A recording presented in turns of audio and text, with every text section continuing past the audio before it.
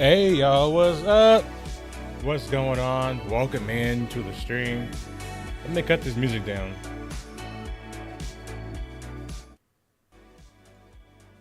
Wow, guys. Guys. Before we get today's stream started, before we start talking about Star Citizen, we start playing the game, before we start doing any of that stuff, I have to say this.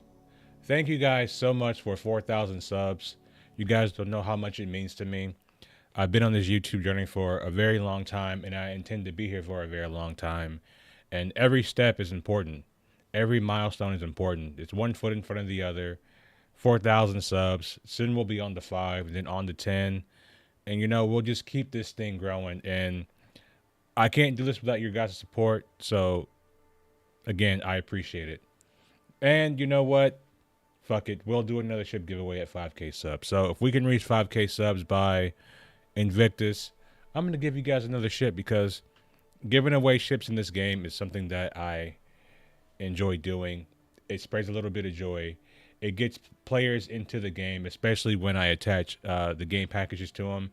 And they all come out of my pocket. So, you know, I like doing it. I'm going to continue to do it. And I'm going to continue to, you know, rock here with you guys, you know, and do what we do here on, you know, on this channel. I don't think the IIC episode's just out yet, but I really hadn't seen this. So I did want to, you know, I did want to check this out for a little bit before we got into the Star Citizen, the Inside Star Citizen episode for this week. And I'm sure you guys will keep me updated on when the episode comes out. So as soon as the episode comes out, we'll go ahead and take a look at the episode. But for right now, I want to check this out. Take hands down. And go all the way back here. This is from last week. This is a Star Citizen live. And not, I swear, if there's one question about night vision on this show, I'm going to leave. I'm just going to walk out the door. Hi, everybody. Welcome to Star Citizen Live, your weekly discussion of behind What's the scenes. wrong with night vision? We need that. Q&A, sometimes where were you born and why did you get into video games questions. Joining us on the show this week, we're just going to jump right into it this week, esteemed members of our FPS improvements team, members of Team Nuck. We still haven't. Guys, I just got to say, I'm still geeked up about hitting 4K subs, guys. Like, I know I got a small channel, and I should probably have way more subs, but 4,000, guys, that's fucking crazy. It's wild. We still haven't named these teams. We're just going to jump into it with some introductions, because everybody knows who I am, unfortunately. I don't need to take up any more time. Zach! Hello. How are you doing? It's me. I'm good. Spectrum's #1 enemy here. Senior game designer, FPS man, guns, AI, creatures, the whole shebang. That's me. Welcome to the show, man. Thank you. It's nice to be here. We were talking about, you were actually supposed to be on a show once before. And Guys, I'm really thinking that I need to get like a big like soft light because like I have my monitors raised up and the lights that I have don't come up high enough. So I think I need to spend more money. Yeah, little Maria, we did hit 4K. Thank you guys. Thank you for the subs. Thank you for all of that. We're looking at the Star Citizen live from last week before we get into the Star Citizen Inside Star Citizen for this week. And we did. You know, most people don't know that you wouldn't see it in the live show, but there's actually like this huge prep period before we go live, and we did like 40 minutes of prep and making sure going through things, blah blah blah, and then right like just 2-3 minutes before the start of the show, Zach's internet went out, and he disappeared, and he wasn't on the show he was supposed to be on before. But you're here now. Classic. It's working. I am here. It's all right. I'm back. Hello. Oh. And you're wearing the shades that protect you from the YouTube comments. I am. I can't read Twitch chat with these on. They have Awesome. I need to get some of those shades. Those are actually pretty fly. abilities. They're very handy. All right. Pascal, who are you and what do you do for Star Welcome Citizen? in, guys. Hit that like button. My name is Pascal. I'm a gameplay programmer in Frankfurt, and I'm doing programmer stuff like coding and whatever that is. All right, what is a gameplay? Most people can't really Yeah. go No, on. what does a gameplay programmer do with regards to FPS? Like, are you the one determining left foot goes in front of right foot? What's a programmer do? No, that's for more smarter people. I'm the one that Zach screams at when he wants something in the game. Hey, can we do X? And then I go, probably. Let me have a look, and then I get around, and eventually we get a task added for that, and So it's that that's classic, how our workflow is. that classic relationship between designer and programmer. Can we do this? No. Look, can we do this? Maybe. You'll let me know? I'll let you know. Yeah, it's pretty much that. Zach chimes in once or twice a day. Hey, by the way, I have a query. Can we do this? And then It's pretty much the Austin Powers thing where you've got to ask them 3 times and eventually they'll say yes. yeah. You know. That is oh my God, that is the relationship between designer and programmer put perfectly, Nick. Thank you. Yeah. Thank you for that. Nick, tell everybody who you are. Your and morning what tea. you do. What kind of tea you drinking this Oh morning? yes, so I'm Nick. I'm a system designer 3. So I don't have to sit here and listen to this. I just realized that. it's a power move. Hey, for Atzel, there you go. I submit to your power move. All right. So let's jump into the questions because we wasted enough time. If you've never seen Star Citizen live before, lucky you. This show is where we take questions from you, the Star Citizen community. We posted a thread up on Spectrum, which is the bespoke communication platform available on robertsspaceindustries.com. We let you submit your questions. Vote on which Spectrum ones is real you want to PvP. see answered most. Then we let Zach and Nick and Adtil and Pascal jump in there, ignore your voting, and pick the questions they wanted to answer most, which is what we got here. We've thrown them up, we mix them around, and we're just going to jump all around this list here and just jump right into it. Right off the bat, Sniper Glint. I'll just start with Sniper Glint. We snuck that into the show. We didn't talk about it. We just showcased it. We're like, oh, my people are going to notice. People noticed. Seen a lot of comments. Seen a lot of comments on Spectrum and social media about, Sniper Glint's bullshit and blah, blah, blah. Well, I used our one swear. Sorry, you don't have any. Talk to us. Talk to us about Sniper Glint. Why is it there? How does it work? Who will see it? How does it? I'm gonna let them give their how answer does first it before I play go. into FOB angles Before I and go everything? in. Talk to me all things Sniper Glint. Go.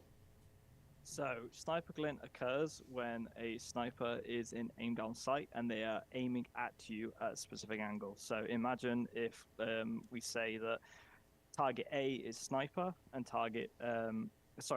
sniper is here, the target is here. It won't matter necessarily what your angle is, it matters what the sniper's angle is. And we're primarily doing that based upon. That's not that even that bad then. FOV, the player, right? They have like a cone in front of them, and that determines whether you can see the glint or not.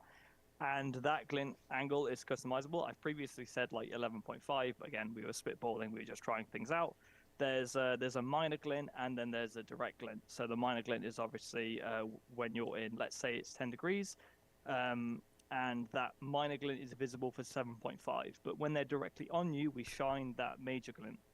This is primarily done because of how powerful snipers are in the persistent universe. And if you're injured at all and you're wearing a heavy helmet, they can just one-tap you in the head.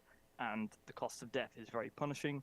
It's very high, along with, obviously, a sniper being a powerful weapon. We still want to enable the fantasy of it. But you've got to have that initial feedback for you're about to get they're lining up a shot, they're doing things, and to obviously there's a lot of gameplay implications there with how that looks, how that feels. I've seen a lot of people talking about a lot of suggestions, and a lot of them were very post-fire oriented. So we want some pre-fire orientated warning that this is going off and occurring, and hey, you should be careful. We're doing some other things as well with regards to snipers, with removing auto zeroing off all scopes, and we're increasing the zeroing increments, so you have to focus more on landing your shot. And yeah. So some follow-ups on just the things you. So with that, right? So they said a lot of things there, and I don't necessarily mind the angle of the sniper glint.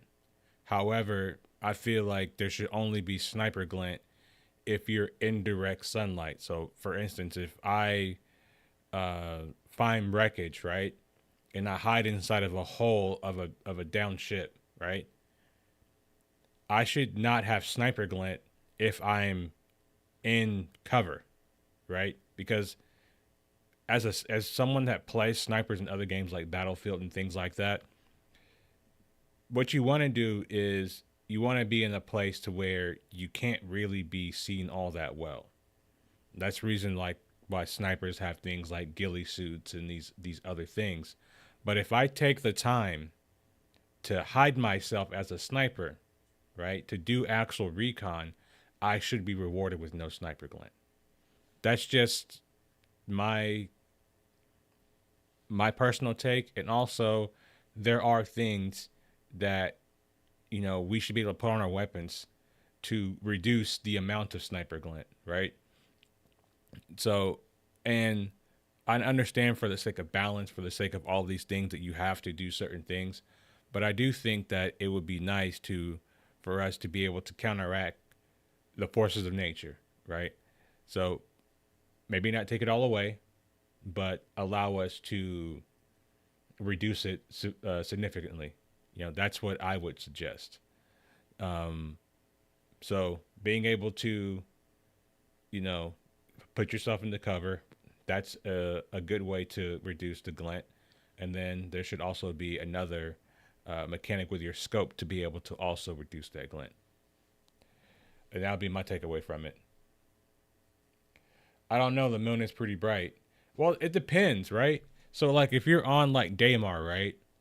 And at nighttime, you're going to get a lot of planet shine from Crusader. But I don't think that should give you sniper glint, though. You know what I mean? I don't think that it should, personally.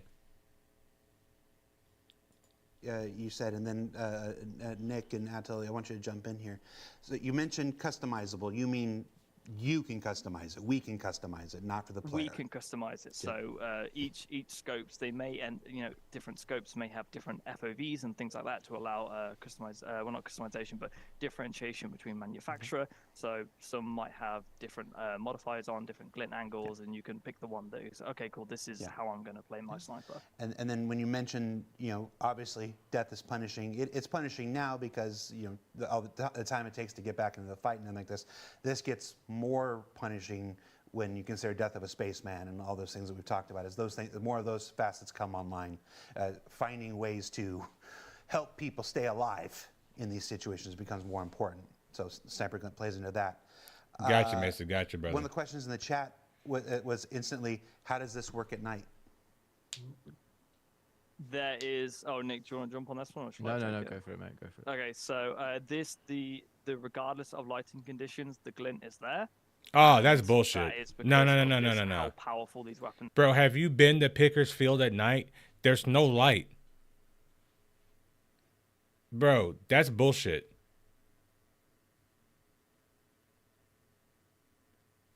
Right, I can understand that. Ship lights creating glint, that's fine. But just me being, like, it's so dark at Pickers, right? Like, there's no, like, I can't, even with, like, a P6, if I'm up on the ridge line, I can't see anything down into the field, right? I can't see anything down there. But a sniper, a person that's, you know, just running around Pickers, they can now see me up on the ridge, and I can't see them. That's BS. That's complete another bullshit. I get it. If there's another light source, fine. But sniper glint at night, like, what light is making the scope shine? There isn't any. That makes zero sense. Are and how these things are needed to be in to essentially say, hey, you know, there is this incredibly powerful weapon aiming on you. You have time to react if necessary. They have to line up their shot on you and so on and so forth. So it is visible during the night. I'm aware that is controversial. Yeah. And if anyone has any in the black of night, suggest, please give feedback. In the black of night, there should be no glint. There should be no glint. You know what I'm saying? I don't have night vision. You know what I'm saying? We don't have in-game night vision. We don't have in-game resources to help us see further at night. There should be no glint. That's bullshit. 100% bullshit. feedback, we're more than open to hear it.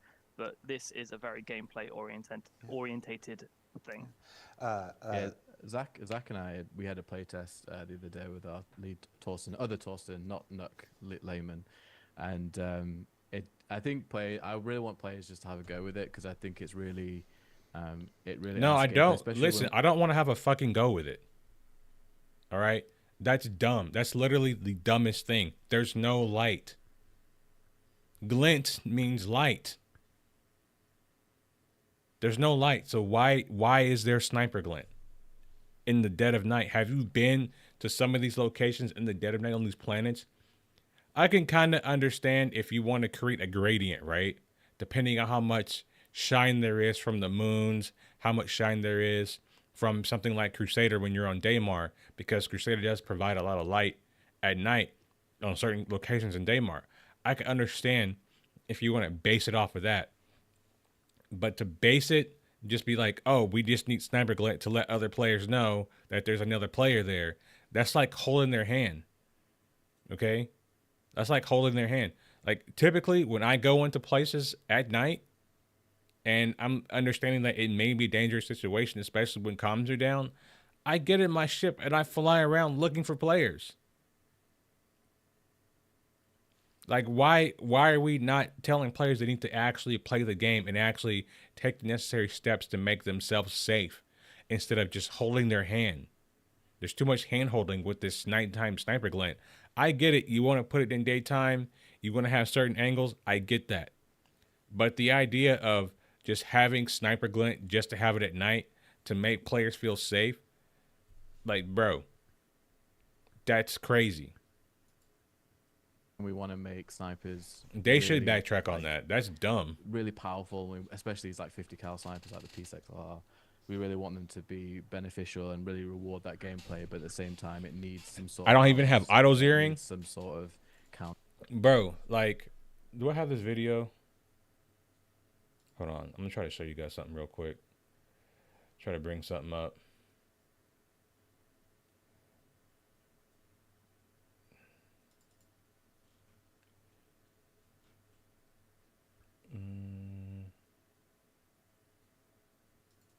This might be a little bit difficult for you guys to see. Let me pause it real quick. Let me pause it. Pause this.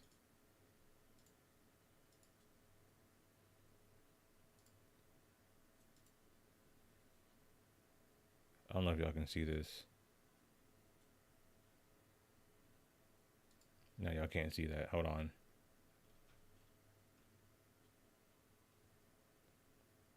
Create new source.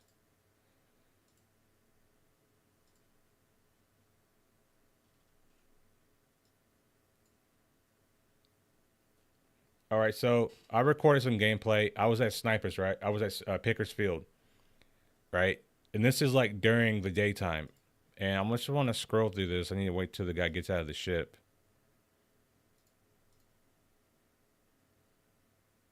It actually took him a while to get out. Hold on. This is not even with the P6, right?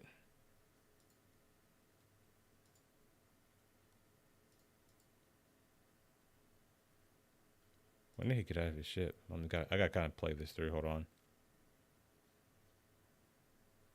Oh, he's already out. But basically, I went to go snipe this guy at Pickers Field, right? And when he got out of his ship, he was desyncing around, right? So you're taking away auto zeroing. You're taking away all the other tools that really help us get shots down range, right? Then 130 years in the future, I feel like we should have auto zeroing.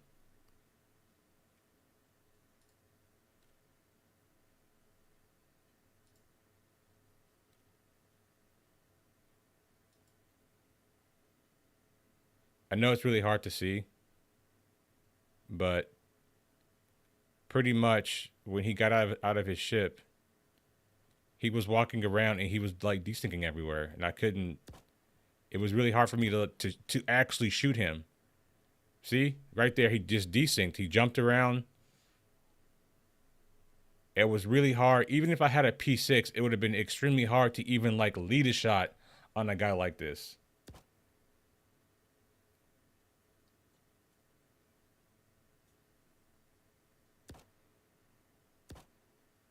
So he's like desyncing around. So how are we supposed to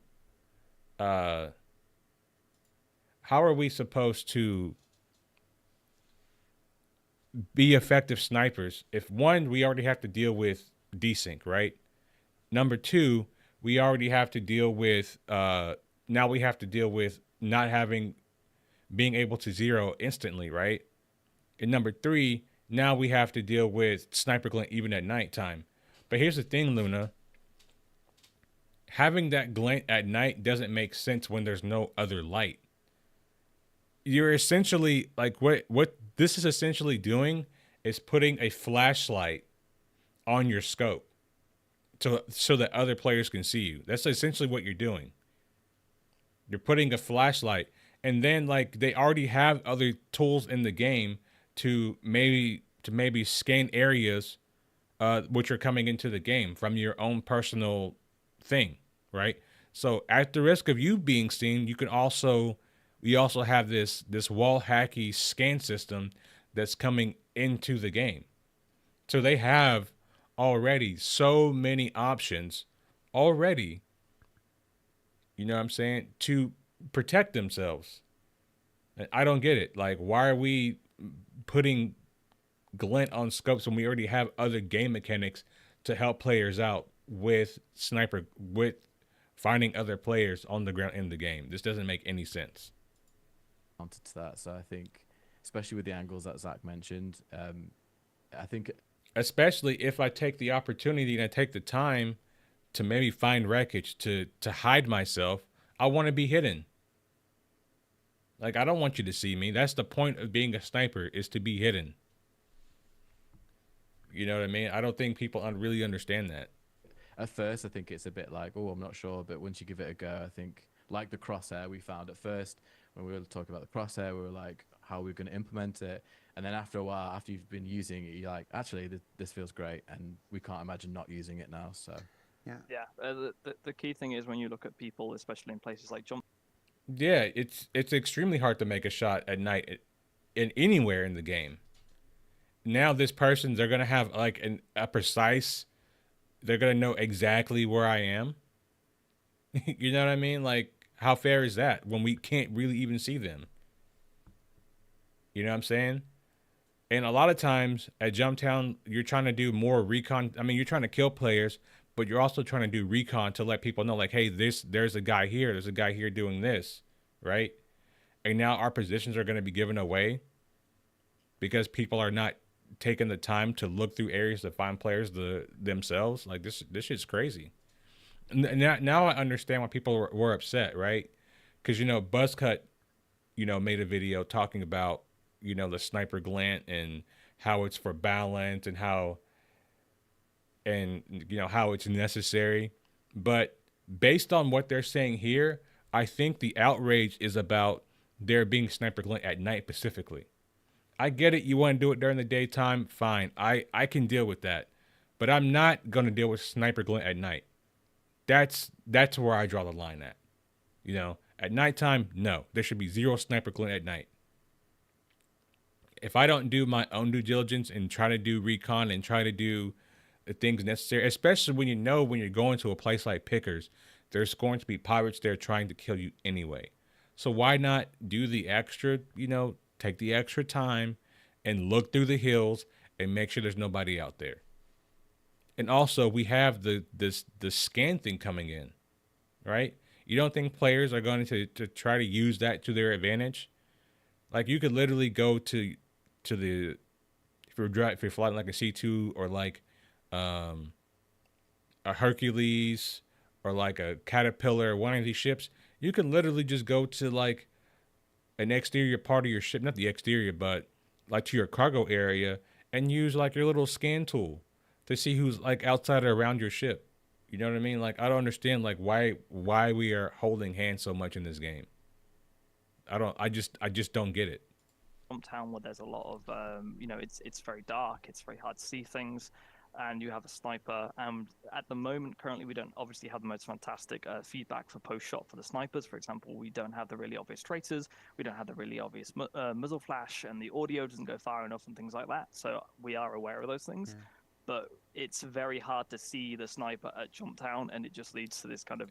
It's hard to see players in general at Jump Town. It's hard to see everyone.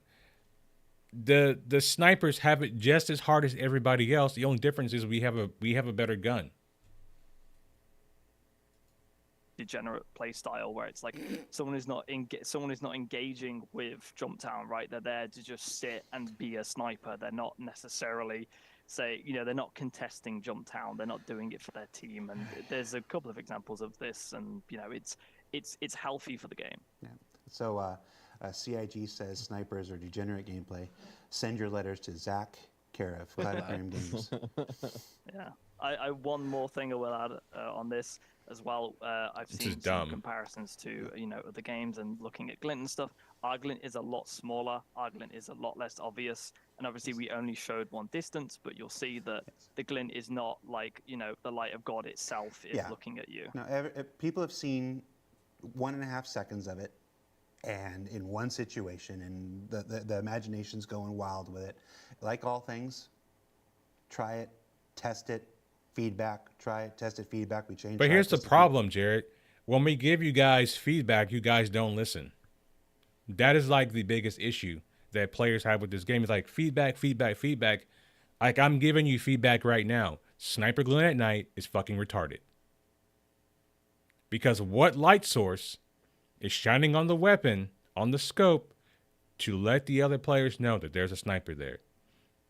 Just like you putting a small flashlight on top of your gun. It's like, look, I'm here. Especially when you have other tools in the game, your little wall hacky scan tool that you guys showed up at CitizenCon to where you can scan areas. Like, I don't get it.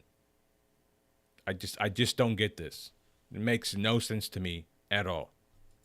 Feedback could change. It'll be dialed in like anything else.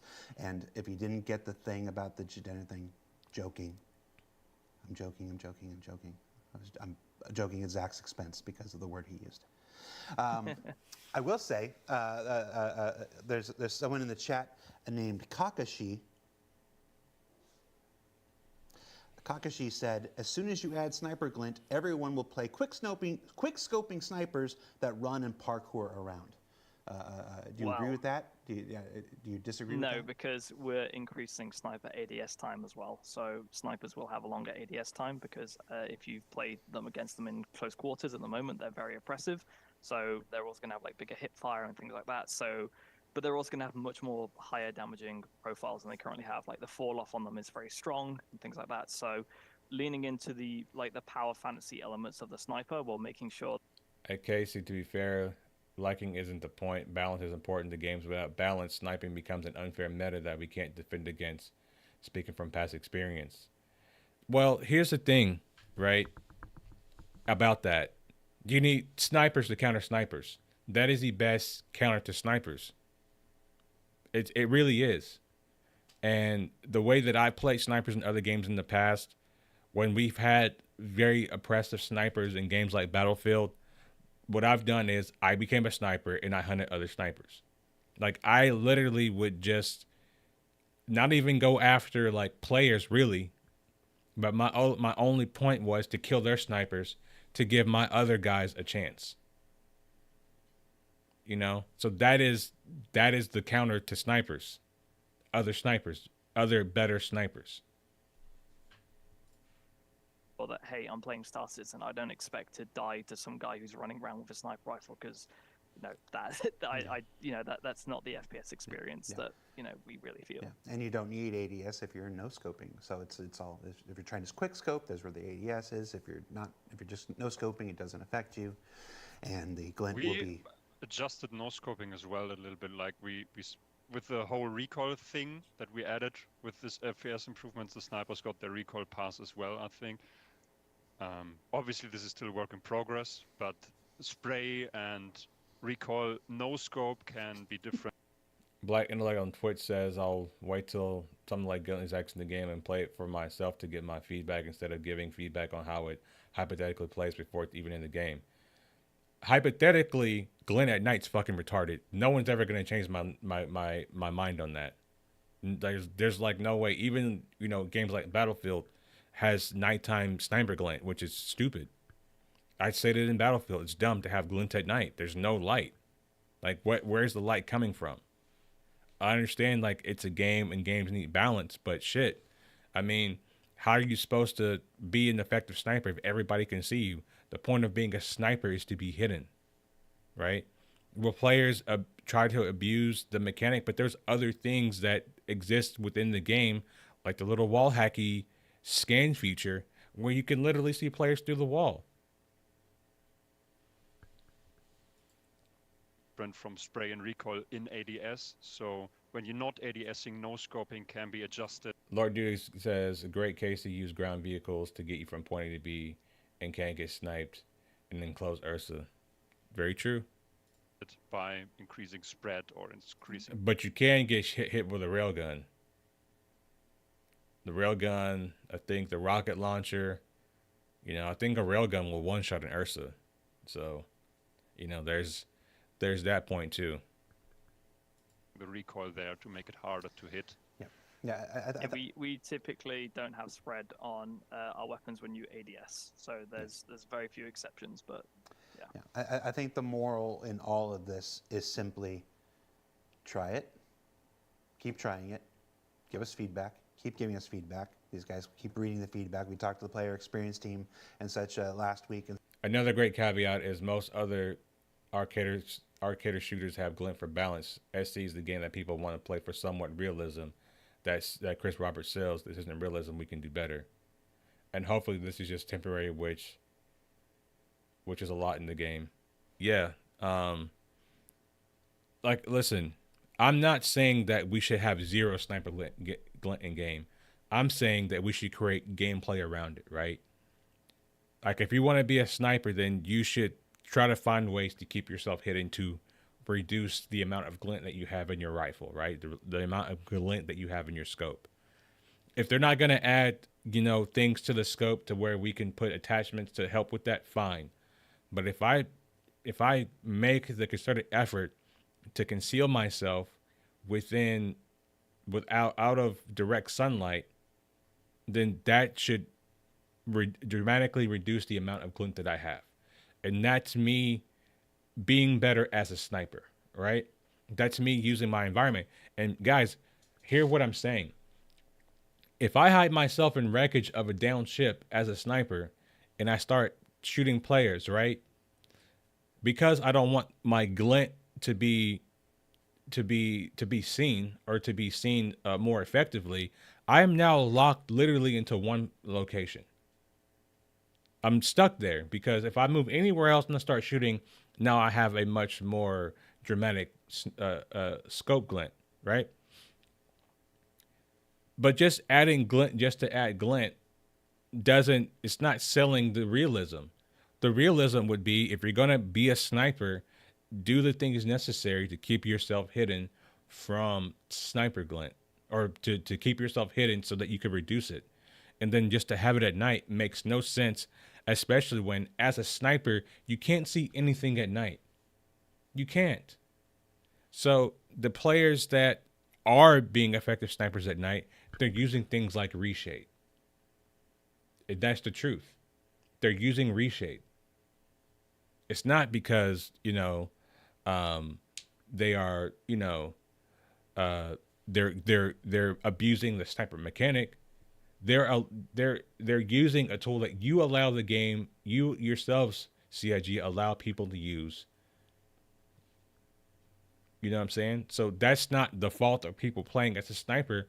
That is you allowing a third-party tool that not everybody's using. So if you want to make this entirely fair, ban Reshade.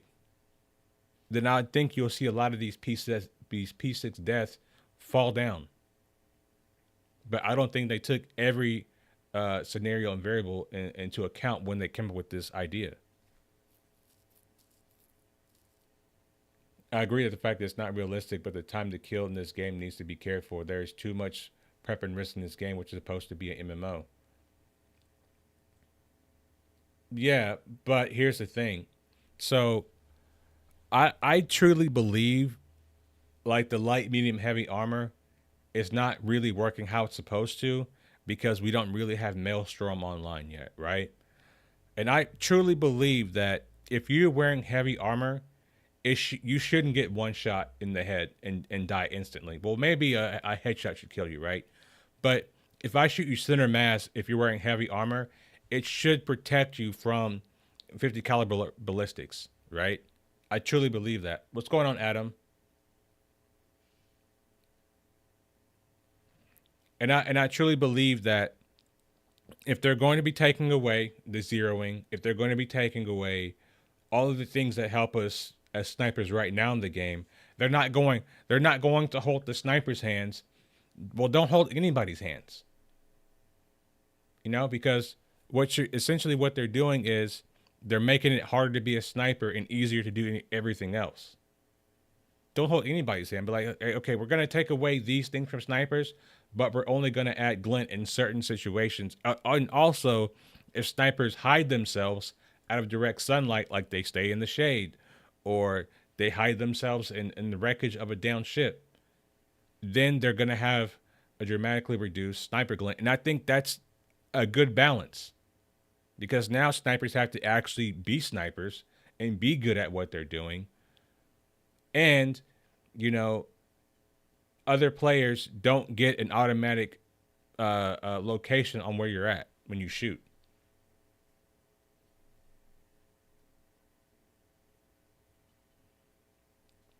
I'm 100% for Reshade certain uses, including this one. But the solution is not to ban. It's to fucking make night vision. Right. But I think, you know, a lot of the sniper gameplay, what they're talking about with people abusing Jumptown, this is just speculation, by the way. I'm not saying this is actually happening because I don't use Reshade, right? But I would assume that a lot of people who are abusing the sniper mechanic are using Reshade at Jumptown at night to be able to see people better than what you would normally be able to see somebody anyway, right? That's just my speculation. And I said, simply just, if we want to try to get to the root of the problem, let's remove Reshade and then see if this sniper issue still persists. Because at nighttime, if you look through a scope in the current game, it's hard to see anything at nighttime. If you go to Pickersfield at night, you can't see anything. You literally have to, I literally have to ADS and like move my scope around because the scope itself creates a darker target. It creates a darker picture within the scope.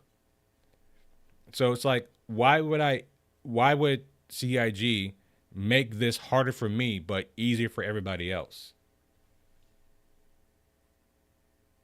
By the way, if you saw my my night vision, you would say that it's cheating. I'm not even saying that it's cheating. I'm just saying, let's not hold anybody's hand. Because I literally have no issue with Reshade. I just don't use it. Because I feel like there are already things in the game already that could be used as night vision. Like, for instance, like when we scan, right, that ping that goes out, that bluish green teal light that goes out, they could simply use that as a permanent night vision, right? That could literally be like a night vision thing, right? But they, for whatever reason, don't want to create night vision. And yet, to be fair, I use Reshade since my HDR is so dark. I don't adjust gamma, so I enable mine whenever a tactical moment is needed. And listen, I don't have any real issue with Reshade, like I said. But all I'm speculating, guys, is that the people who are abusing the snipers, right, the P6s, they're using Reshade. That's the only thing I'm saying. I'm not saying Reshade is good. I'm not saying that it's bad. I'm just thinking, like, what are these people actually doing? And I would assume that they're using Reshade to get these shots, to kill all these people, right? Especially at night. And this is the reason why they're adding glint at night, which makes no sense. No, you see, mine makes black nothing and keeps color in dusk. Yeah, guys, listen, I'm not against Reshade. I'm not saying that Reshade is bad. Like, I'm just saying the people who are abusing it, right? The people who are not going to jump town with an orc or going to take the facility, the murder hobos, right? I'm saying the murder hobos are just murder hoboing and they're probably using Reshade. That's it. And stuff. It's a cycle. It's a cycle of this. The only thing that doesn't help is doom and gloom. Try it, feedback, process the feedback, make changes over and over again until we get to some place where. But when we give you consensus. feedback, when we give you guys feedback, you guys don't listen. How much negative feedback have they gotten about master modes? How many times have people said the speeds are too slow, and they're like, "We're not changing the speeds." They are adamant that they are not changing the speeds in master modes, yet they say still give us feedback. No, you only want feedback that goes with what you're currently trying to produce. Camping was a huge issue for older shooters. CIG is trying to tailor gameplay to shooting something specific because you know sniping will ruin things if not balanced. I'm not saying that. I'm not advocating for people to use or to abuse sniping. That's not what I'm saying, Luna. What I'm saying here is if you want to be a sniper, there should be gameplay around being a sniper, meaning that you should be good at concealing yourself. That you have to get good at concealing yourself. Otherwise, the consequence of you not seeing yourself and not being able to hit your shots is that you are seen and you are killed. That's what I'm saying. That's all I'm saying. Make everybody happy. Nothing's ever going to make everybody happy, but it's about finding consensus, and we'll find the consensus. Let's jump into more of these questions because we're already 1/4 of the way through the show and we've done one question. Do any of these changes to scopes fix the issue of armor clipping into the sights, or is that simply an armor issue? We are investigating this. It is sadly an armor issue. When we go into ADS, then our armor clips in due to animation because we're not bringing the weapon to our eyes. We're looking into that, and yeah, they got to fix that. We're planning That's on really annoying. Releasing for 323 a temporary fix for this. It's not final yet. We're looking into other options to make it a permanent, good solution because the current. When I owned an official Battlefield Bad Company 2 server, we would use a tool that let us draw areas with gradients on a map so that people can stay there on people, so people that can stay there too long. Bad Company 2 was probably one of the best games. But sniping was broken in Bad Company 2 because you didn't have any weapon sway, right? So you can literally ADS for as long as you want in Bad Company 2. So the sniping in that game was kind of broken. And it mostly used for spawn camping. On the other hand, people refuse to leave spawn. Yeah, that's true. But the good thing about Bad Company 2 and games like Battlefield, for the people who don't refuse to leave their spawn, I used to use the tanks to shoot people, especially snipers. There was one time, like especially like in Battlefield 3, if you remember, I forget the name of the map, but it's like the desert map with the oil fields. And what snipers would do is they would be on their spawn side on their hill. And what they would do is they would go on their side of the hill and they would snipe, and then they would go back to the other side of the hill. But in Battlefield 3, the tanks were so OP, right? So essentially what you can do is you would just hit the hill with a tank round. I think it was the high explosive. Yeah, I think it was the high explosive tank rounds. And as long as you hit any area of that hill, if it was close to them within a certain range, you would kill them. So I used to literally use tanks to kill snipers in Battlefield 3. Solution has a few, not so pretty things about, or a few issues. In the future, my server had some cool rules. We were top 20 in traffic for a while. Recon ain't needed to play recon, right? And like I said, I think the greatest, countermeasure to snipers is more good snipers, right? That's just my perfect. thing. No clipping, hopefully. I will look into that later down. Yeah, And So I'm pretty it's- sure. I I'm pretty will- sure I- there are clipping occasions even when they were not wearing armor, though. yes, Yes. but Yeah. what we've done is we've Move slowly to the enemy lines, mark and target movements. Stay too long, and you go back to the spawn. People didn't complain too much. See, that's not so bad. But what was bad in Bad Company, like in the official servers, was the helicopter was too OP. Like you couldn't shoot that thing down to save your life, even if you wanted to. And what would happen was this helicopters would just literally circle strafe your spawn and just kill everybody, and you just had no chance. And it became really toxic.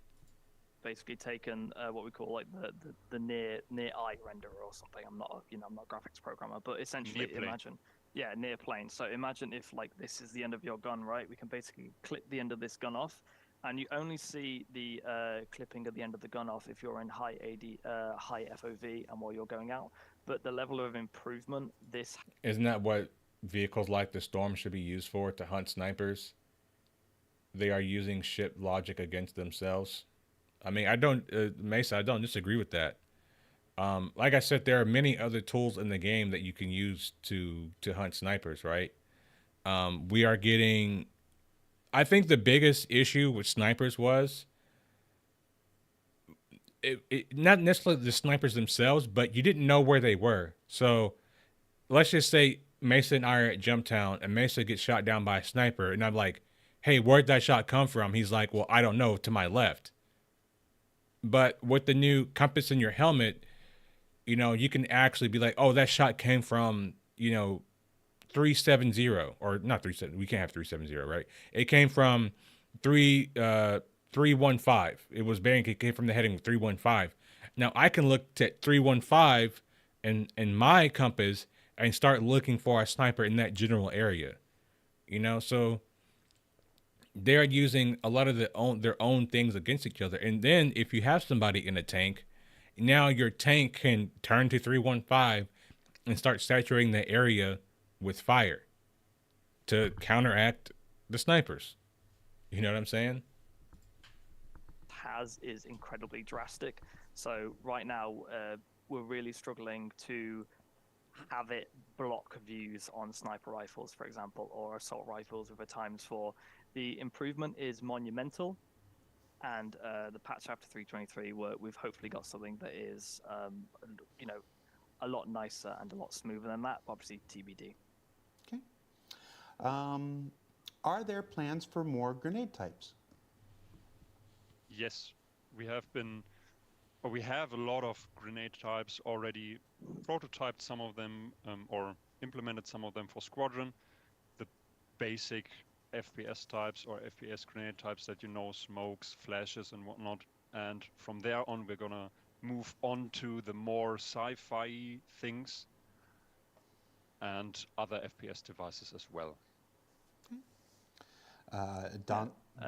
Nick, do you want to give some of the examples that we've kind of that we've been cooking up? And The thing is, back then, EA didn't want to bother hosting servers. They had almost none. And that allowed people to sort of franchise that you buy a dedicated server slot and then buy by their rules plus your own. Yeah, that's true.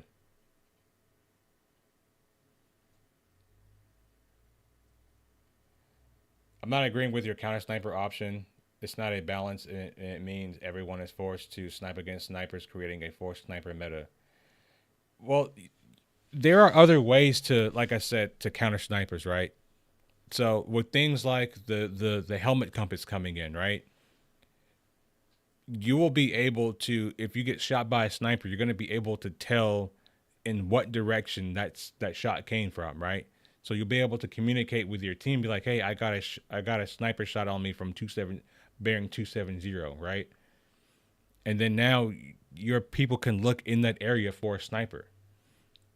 And then if you have other ships in the area, like you have like a guy with like an A1, he can find 270 at about approximately like what distance and go bomb that area for and kill the sniper, right?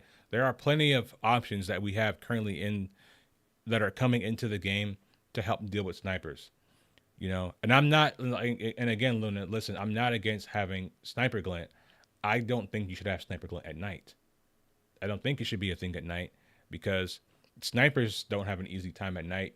Neither should any player should have an easy time at night. It's hard to see with not being able to have auto zeroing, and you know they're making the zeroing in increments, which is normal, which that exists in many of the games, and I don't disagree with that mechanic, right? But if they're going to be adding all these different things and making it harder to snipe, I don't think that players should be rewarded then by seeing my glint at night. I don't agree with that. I'll never agree with it.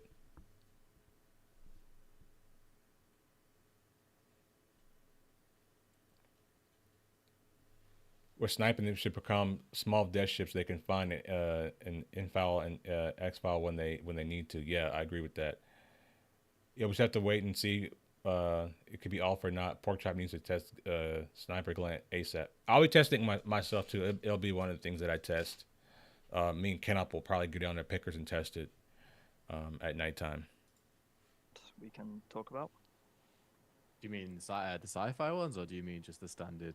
I'd say the more standard contemporary ones. Yeah, so obviously we've got we've got the flash stun and frag, obviously like Pascal mentioned, but the flash grenades or even the stun grenade, concussion grenade, we're kind of playing around with different ideas of how exactly we want to do it for squadron. Obviously with PvP as well, there's kind of you got to be careful with balancing and stuff like that. But we have played around with the idea of the angles of where it goes off. So obviously if your flash goes off directly in front of your face, how long that would have that effect on the screen, whereas opposed if it just happens to in your peripheral vision to your right hand side, how long that would have an effect, and then after effects. And we're obviously working with that. We've got a really great health system like the BDL system in our game, and we looked at some of the effects that we could have produced on the eyes of the after effects of being stunned and how that all plays into it as well.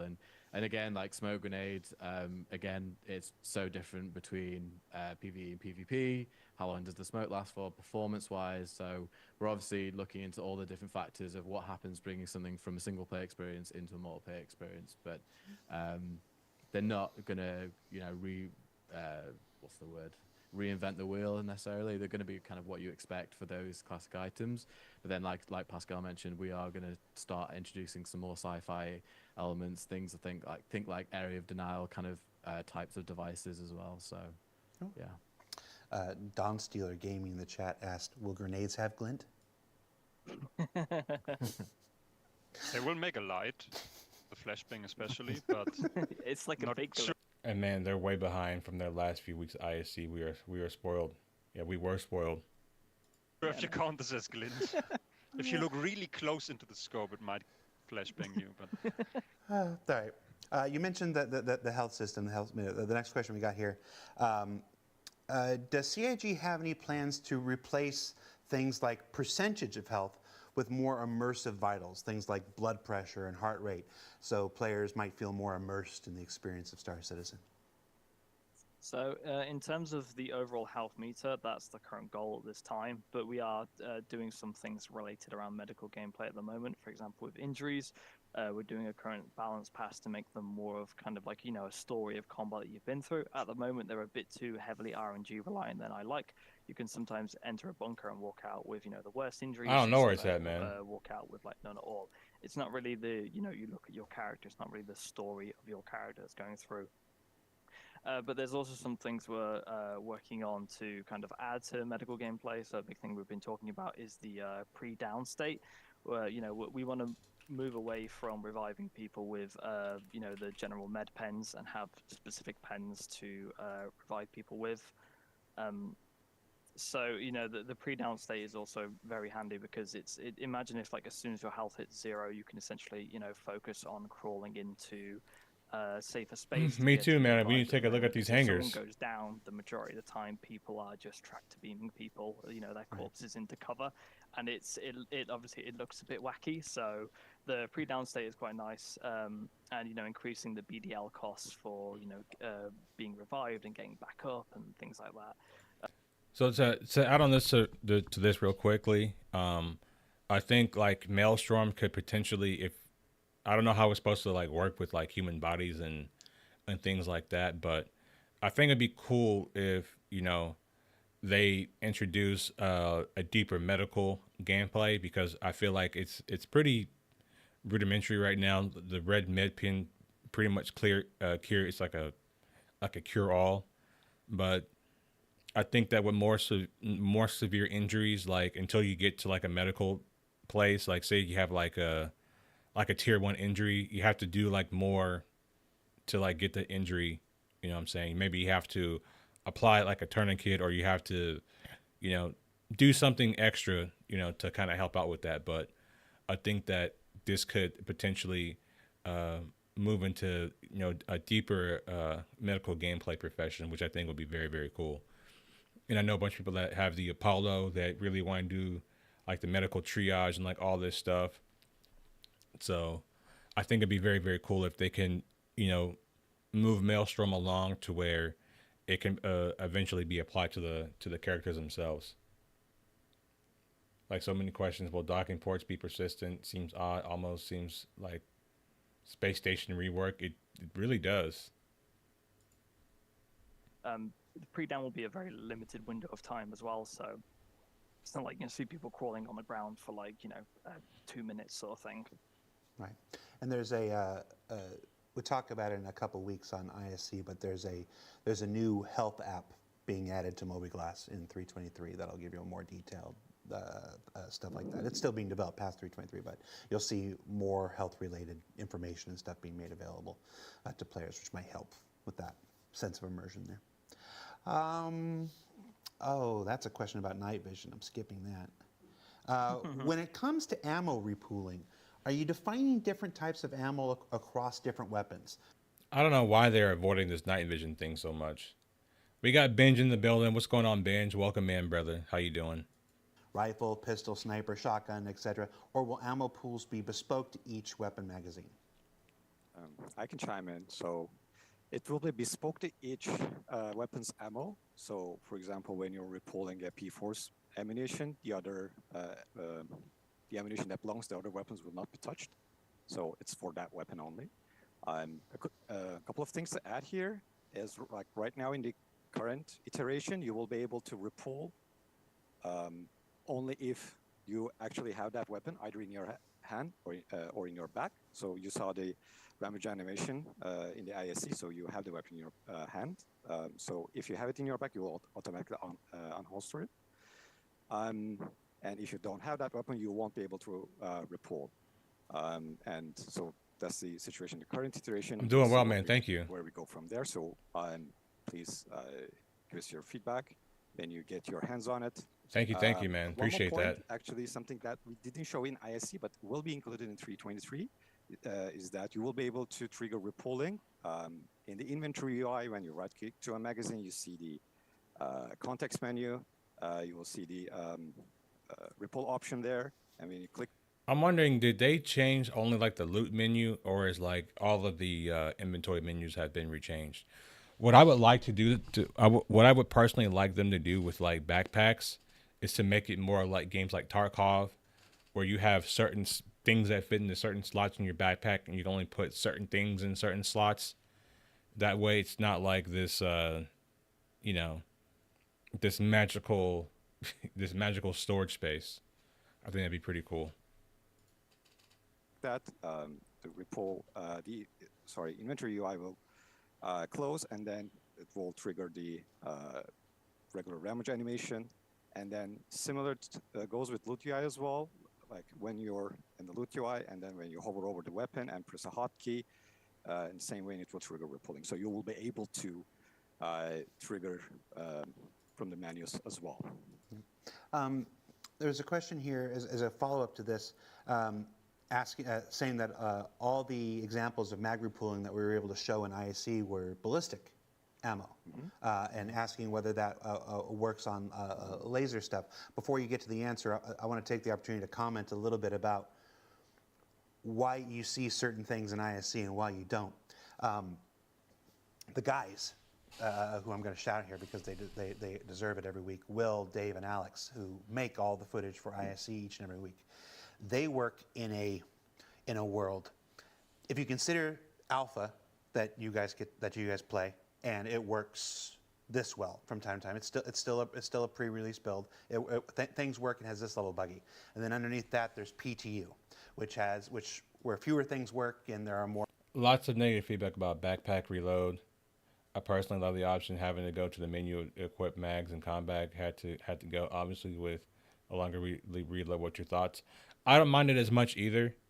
I think it's one of those things to where it's not something that you can actually make real in a game, right?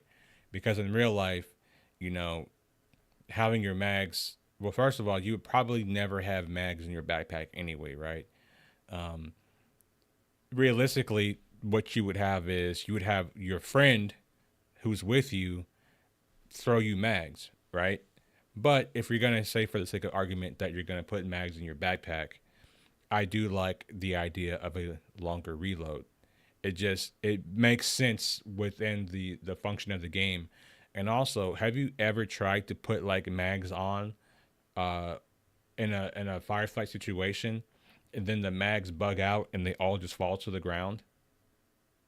Like that's been like a bug since I think like 320, where your mags will just fall off and then like you'll have no ammo and then you're scrambling around the ground trying to pick up your mags, and that's something that you don't want to do.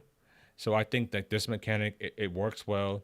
There's a penalty for it, and I'm perfectly fine with it. I think it's a lovely mechanic, and I think it's something the game desperately needs. More bugs, whatever. Then there's Evocati, where even fewer things work, and there are even more bugs, and we generally NDA it and stuff like that.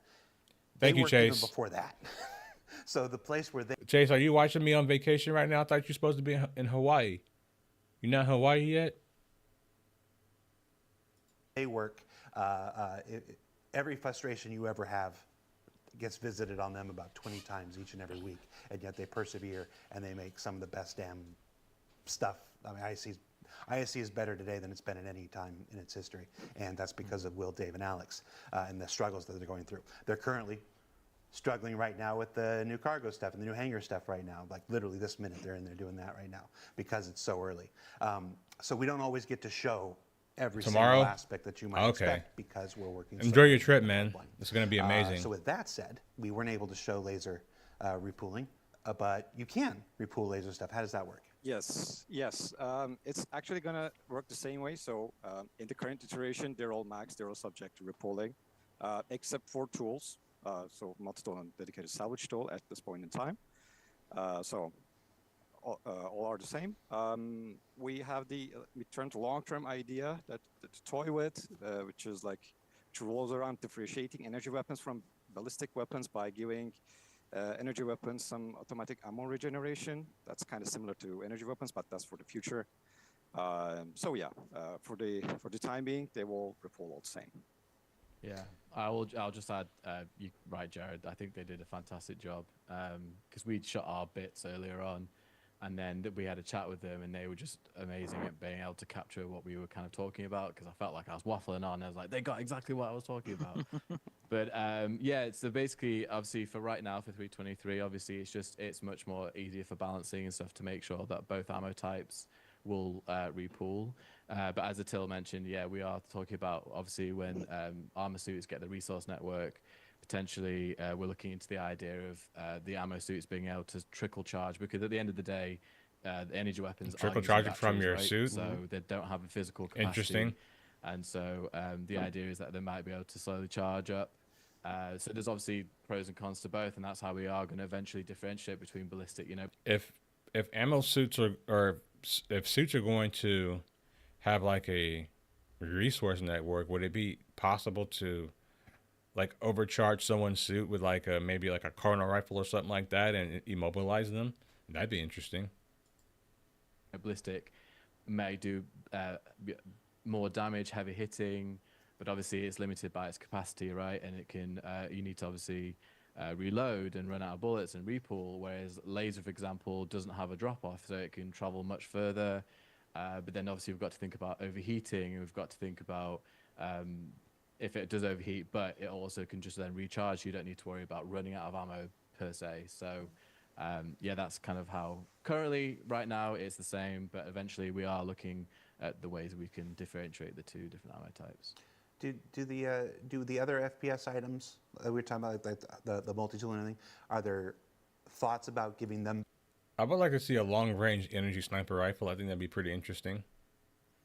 There's a big laser beam going across the battlefield, shooting somebody in the chest with it. I think that'd be pretty sick.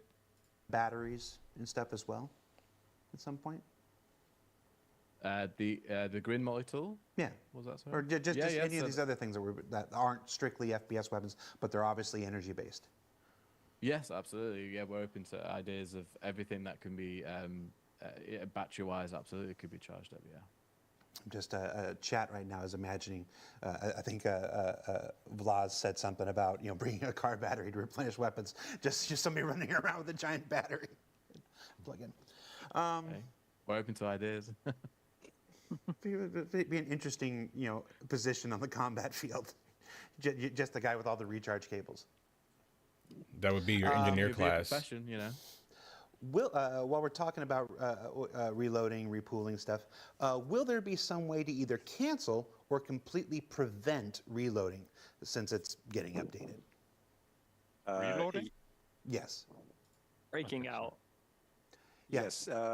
So the answer is yes. You will be able to cancel reloading and repulling process by probably sprinting and jumping. So like there's a list of actions which we can cancel repulling with, or we cannot do while repulling. So we already have the system, but I don't have a full list of actions in mind right now. But you will certainly be able to cancel that rummage animation. Can you cancel other people reloading? If you kill them, death is the ultimate cancel. That's a bit of a Or cheat, knock them Zach. over, right? Yeah. Well, that's what I'm looking for. Can you knock them over and it cancels their reload? Well, yeah, force reactions That's the will intention, throw you yeah. out, yeah. If someone throws a grenade and you go flying, you're not going to be able to rummage through your backpack. And if somebody's in the middle of reloading and I can unarmed combat, punch them, will that interrupt maybe? Depends how hard you punch them. If Well, you knock them out, yeah. well, it's up to, I want a full-on WWE clothesline, but Steve Bender keeps shining me on. Just go and tackle them. Just think about it, WWE clothesline. Yeah, but Zach and I have obviously spent a lot of time looking at, we've called it like an actions matrix, basically. And we've basically looked at everything, jumping, crouching, proning, what actions are you doing whilst you're doing that, so we're definitely... The only thing that I want, a big the only thing I want them to be able to add into this game is to sprint and reload. My goodness, you know how many times I've been killed because I need to reload my gun and I also need to run, that I can't do both at the same time. Like you can sprint and reload in real life. Like there's something that we actually practice in the military, being able to run and reload your gun. It's a thing, right? Running, reload your gun and shoot at the same time, no. But being able to at least run and be able to run and reload, or sprint and reload, yes. Make that a thing in the game, please. We need that desperately. I've been enjoying watching ISC after my Thursday morning routine. Yeah, ISC's been pretty good lately. I've been enjoying it myself. list. Because Yeah. if you try and think of every single action you're doing, and then it's like, do I reload? Do I want to heal? Do I want to holster? So it's a big list to get through, but we're working with, obviously, engineers to basically decide exactly kind of the game that we I'm wanna refreshing make the and page, where guys. we I don't wanna see the give episode freedom out to the yet. player, and then what actions are more punishable, like if you've committed to that, then you've got to finish the animation and so forth. Yeah, for example, like something with the action matrix work that we talk about, an example could be like if you med pen, right? Obviously, it's very quick now, but if we were to make that med pen process longer in the future, you might not be able to sprint out that. You have to commit to it, sort of thing. So on the design side, we can kind of pick and choose where that goes. It goes a long way to making the game feel less clunky when you have more like autonomy and control over your character, and the movement and the feel of that is, it's very important. It's where the word clunk comes from, right? It's an indescribable feeling of like, oh, this feels janky, this feels clunk. It typically comes from like actions not working as you'd expect. That's great. We're going to stay on the repooling. I got caught. Racuna Nangrata in chat says Zach is really unprofessional. How do you feel about that, Zach?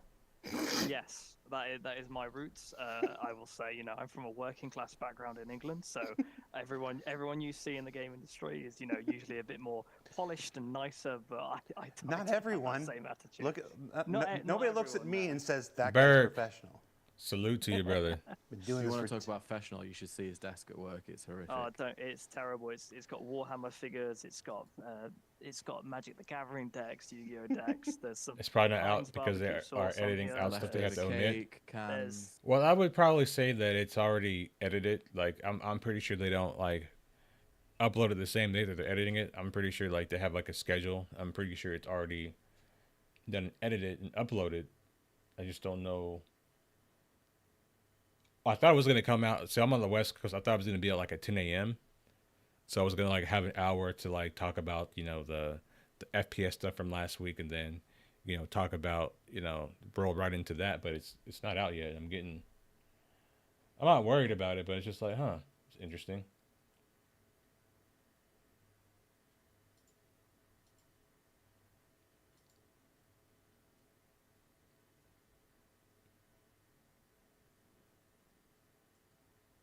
Oops. Take hands down. All right.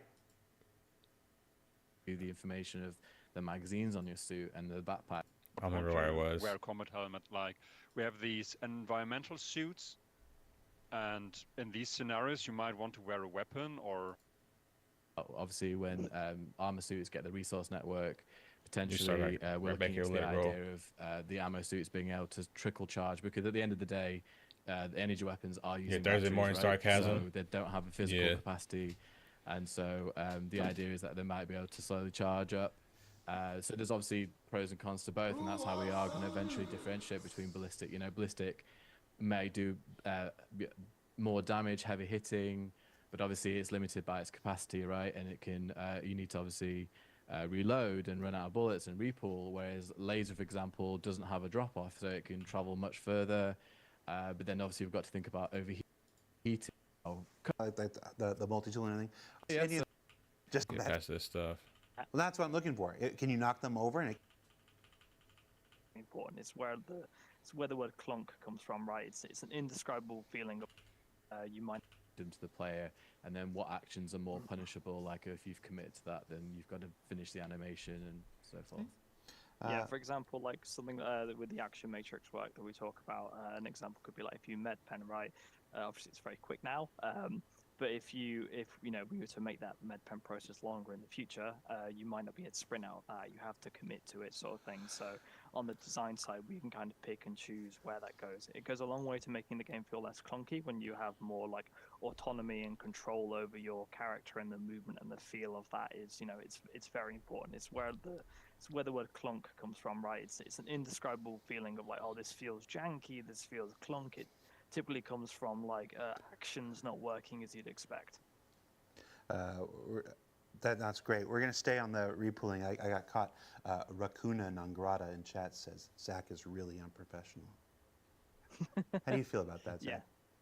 Yes, that is my roots. I will say, you know, I'm from a working class background in England, so I've been surprised by the past is, you know, few usually- Thursdays by Icy being up when I get home with my morning tea. I took it for granted this week. I think we all took it for granted. They're like, you know what? We're gonna make these people wait. They have to wait.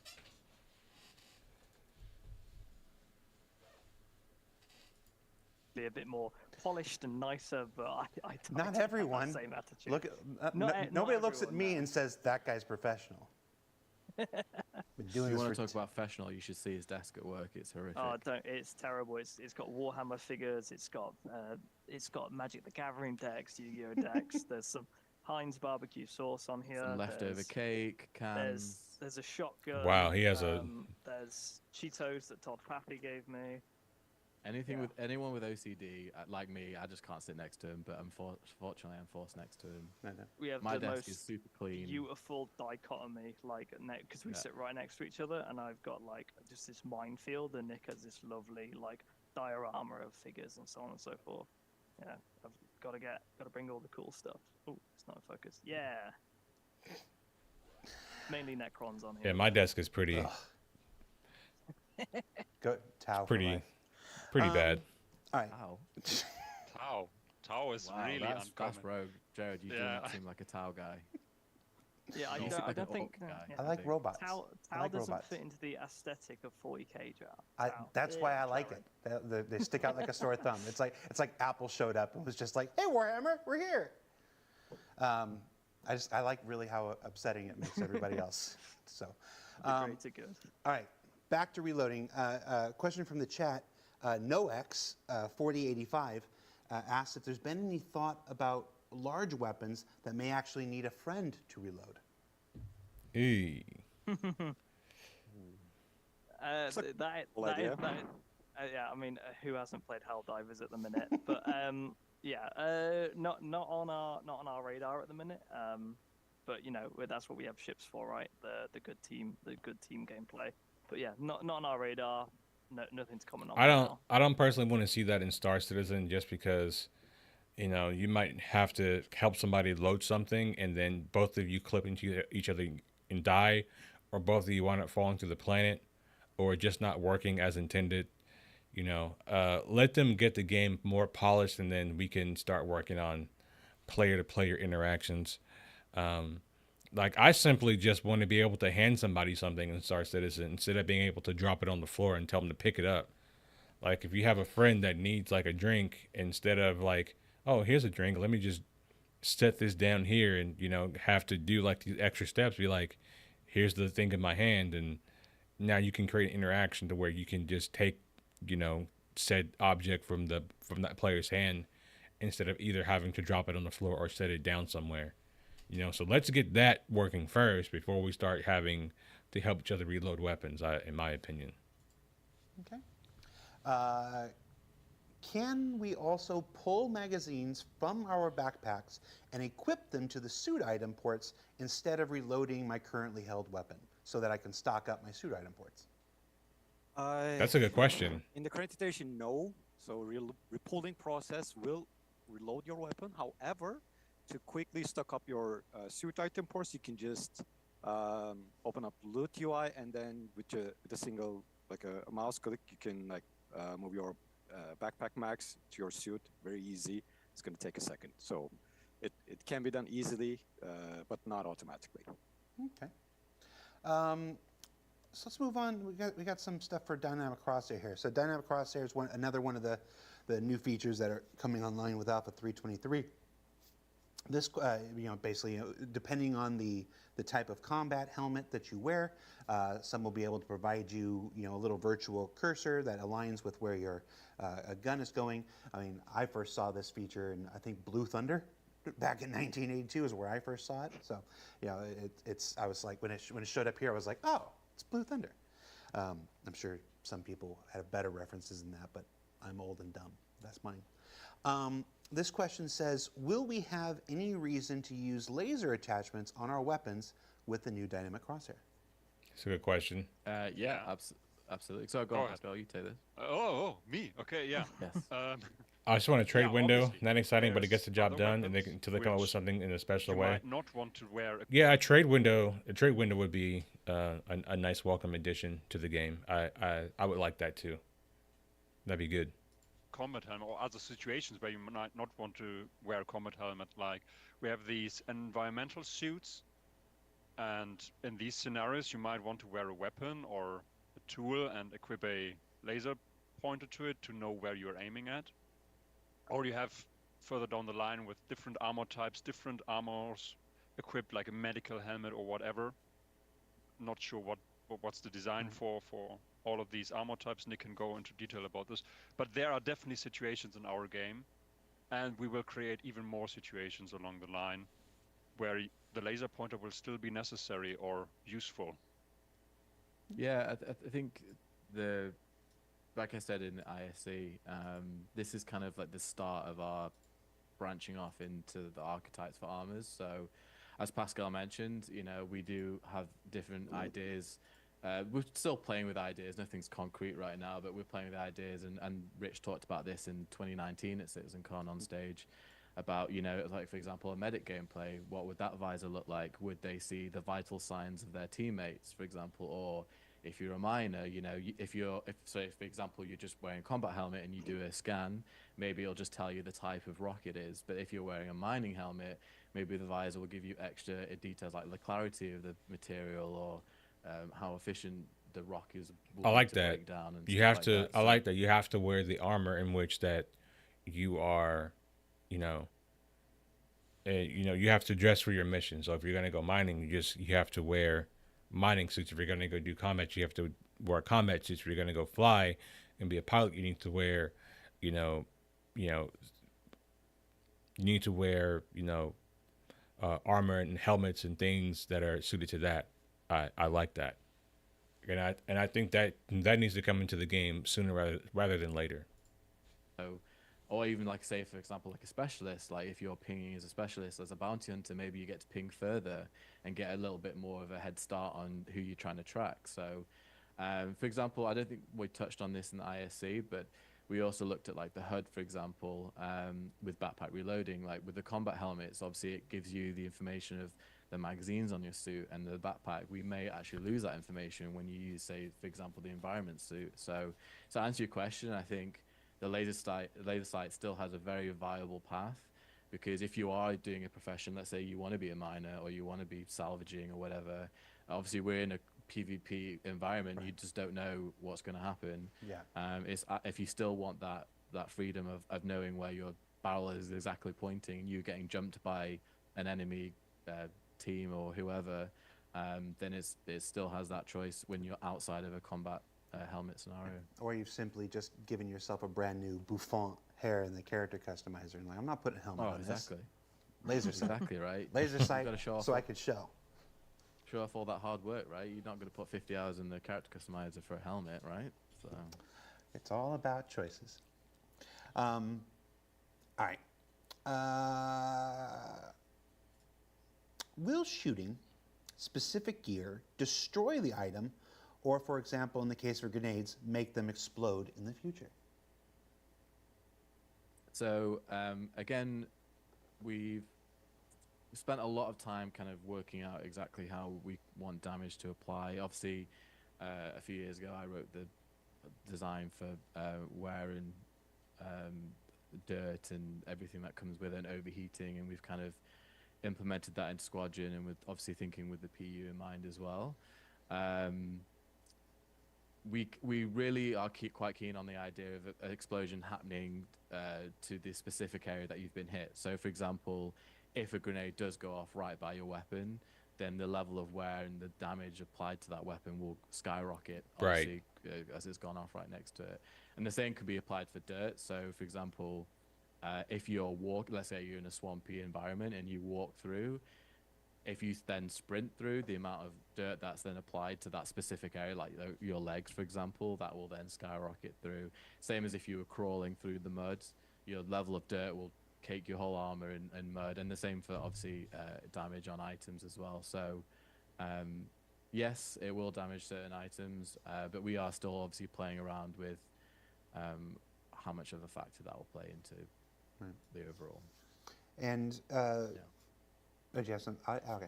And That's good. I like things that. Dynamic. You got to take care of your weapons, but they also need to make a system for us to make sure that we can, keep our weapons clean. Like, maybe they can introduce like the weapon racks and ships have an automatic function that, clean your weapons off for you, so you don't have to consistently go somewhere and clean your weapons. Just racking your weapon inside of your ship will, keep your weapon from wear and tear, and you can maybe put like a cover over those. And of course, like these things, will probably require like a rework, right, to a lot of the ships. But initially, they can just make it magic like everything else until they actually make all the reworks possible. Just putting your weapons into the weapon racks, clean your weapons, like that would be simple, and it would force players to rack their weapons.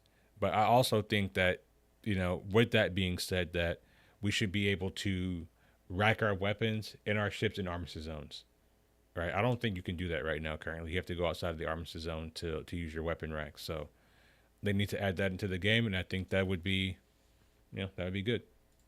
crosshair, specifically, just before we completely move on for this, there's a question in here about will players have the option to modify the dynamic crosshair, either in size, shape, color, whatever.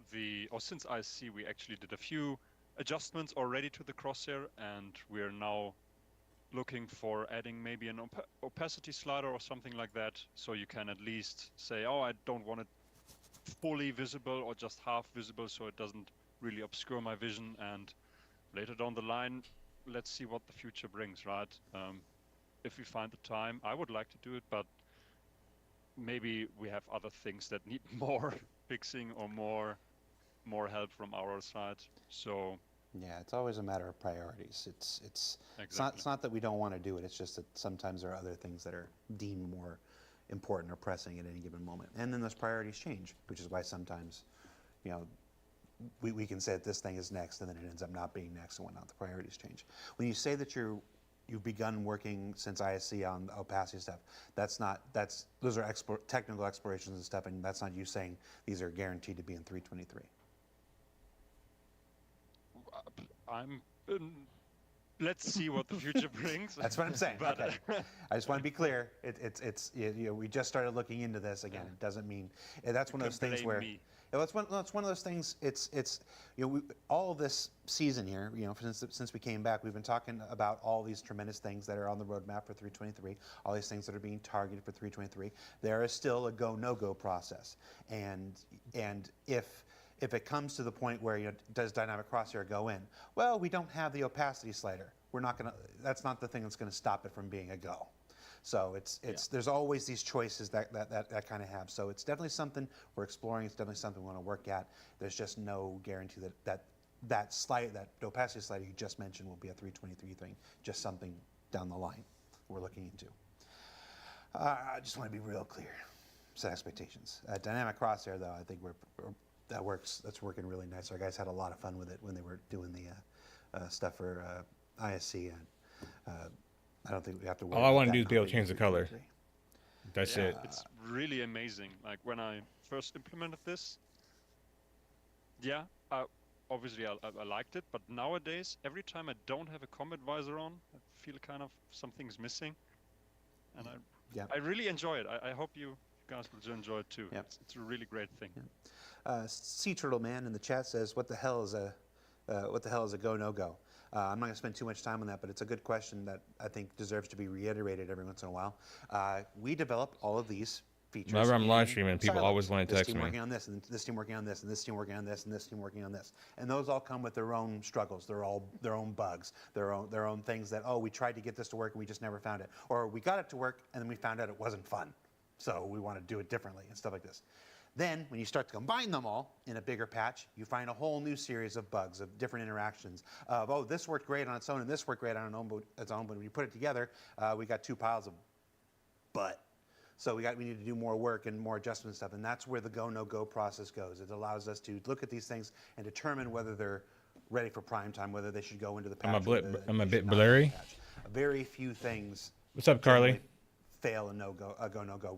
I think the last one we talked about was the last Xi'an ship that was supposed to be on a patch. Am I still blurry? No, it failed to go no go. Nobody liked the cockpit. It wasn't a good experience, and then they held it back and stuff. There's a couple other examples like that, but for the most part, that's what the go no go is. It's how we prevent things from how we attempt to prevent things from causing more trouble than they're worth. Do we always succeed? No, but having the process and trying is better than not having the process at all. So that's what a go no go is, and that process happens much closer to the release. Yeah, this camera, like the lens, doesn't have beneficial as well, because you doesn't have autofocus, so I have to manually focus it. Complete different department, like you mentioned, that has brought something up, and you thought, actually, that's a really good point. Yeah. And then it leads you on down another path. So it's very, very important that we do these. And then you'll get the other end of that where, for example, where we talked about optic zoom, which was on the inner side of sites, but then we had issues with upscaling.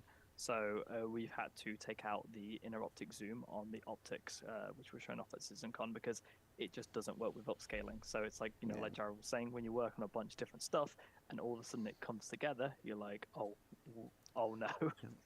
And as for Shizor, I'm saying, Interesting says, point. wait, where does the go, no go, no go? Right to my ulcer. All right. Quickly to adding on that inner zoom thing that Zach mentioned, we're still trying to get this back in because we like the look of it, right? And the graphics guys are currently looking into solutions to that problem to give you that zoom effect on that actual scope. For now, for 323, it's probably not going to happen. Let's see what they can come up with. Okay. I like this question.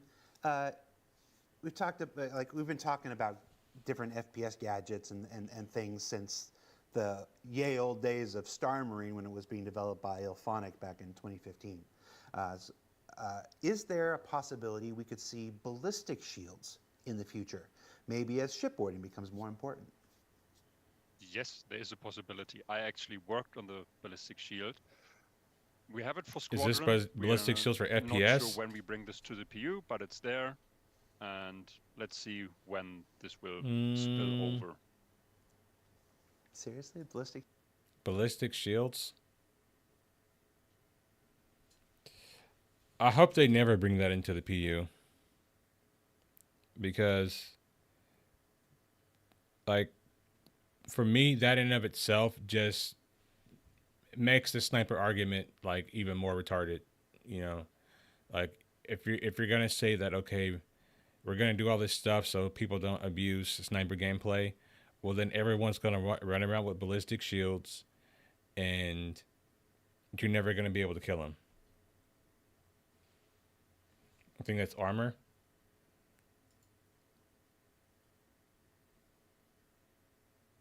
Is it personal armor?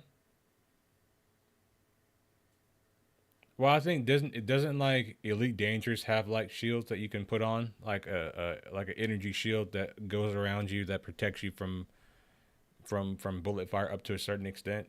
You have to like deplete your personal armor, your personal shield, and then the body starts taking damage. No, they don't. And if they do, then sniper glint needs to go away, like straight up. Because if you can sit up there and essentially tank a shot from a 50 cal because you have armor, because you have, you know, ballistic shield armor, like that doesn't make any sense. I think it's a replacement for the heavy, medium, light armor. We'll see. Like I'm not going to speculate on that too much. But yeah, that just seems crazy. You know, I would like to see better armor in the game. Like armor that protects people from sniper rounds. Like I think that's important. I think, you know, the heavy armor should do a better job at that, and it just doesn't. So. Yes. Yes. Let me tell you as well, it's not as straightforward as it sounds, because obviously in our universe, Don't take this away from me, Nick. It's, yeah, I really hope we can get it into the PU soon, because it's very cool. But let me just tell you, it was tough. Yeah, it was tough to get in the technical difficulties behind that, getting it working like we intended to work.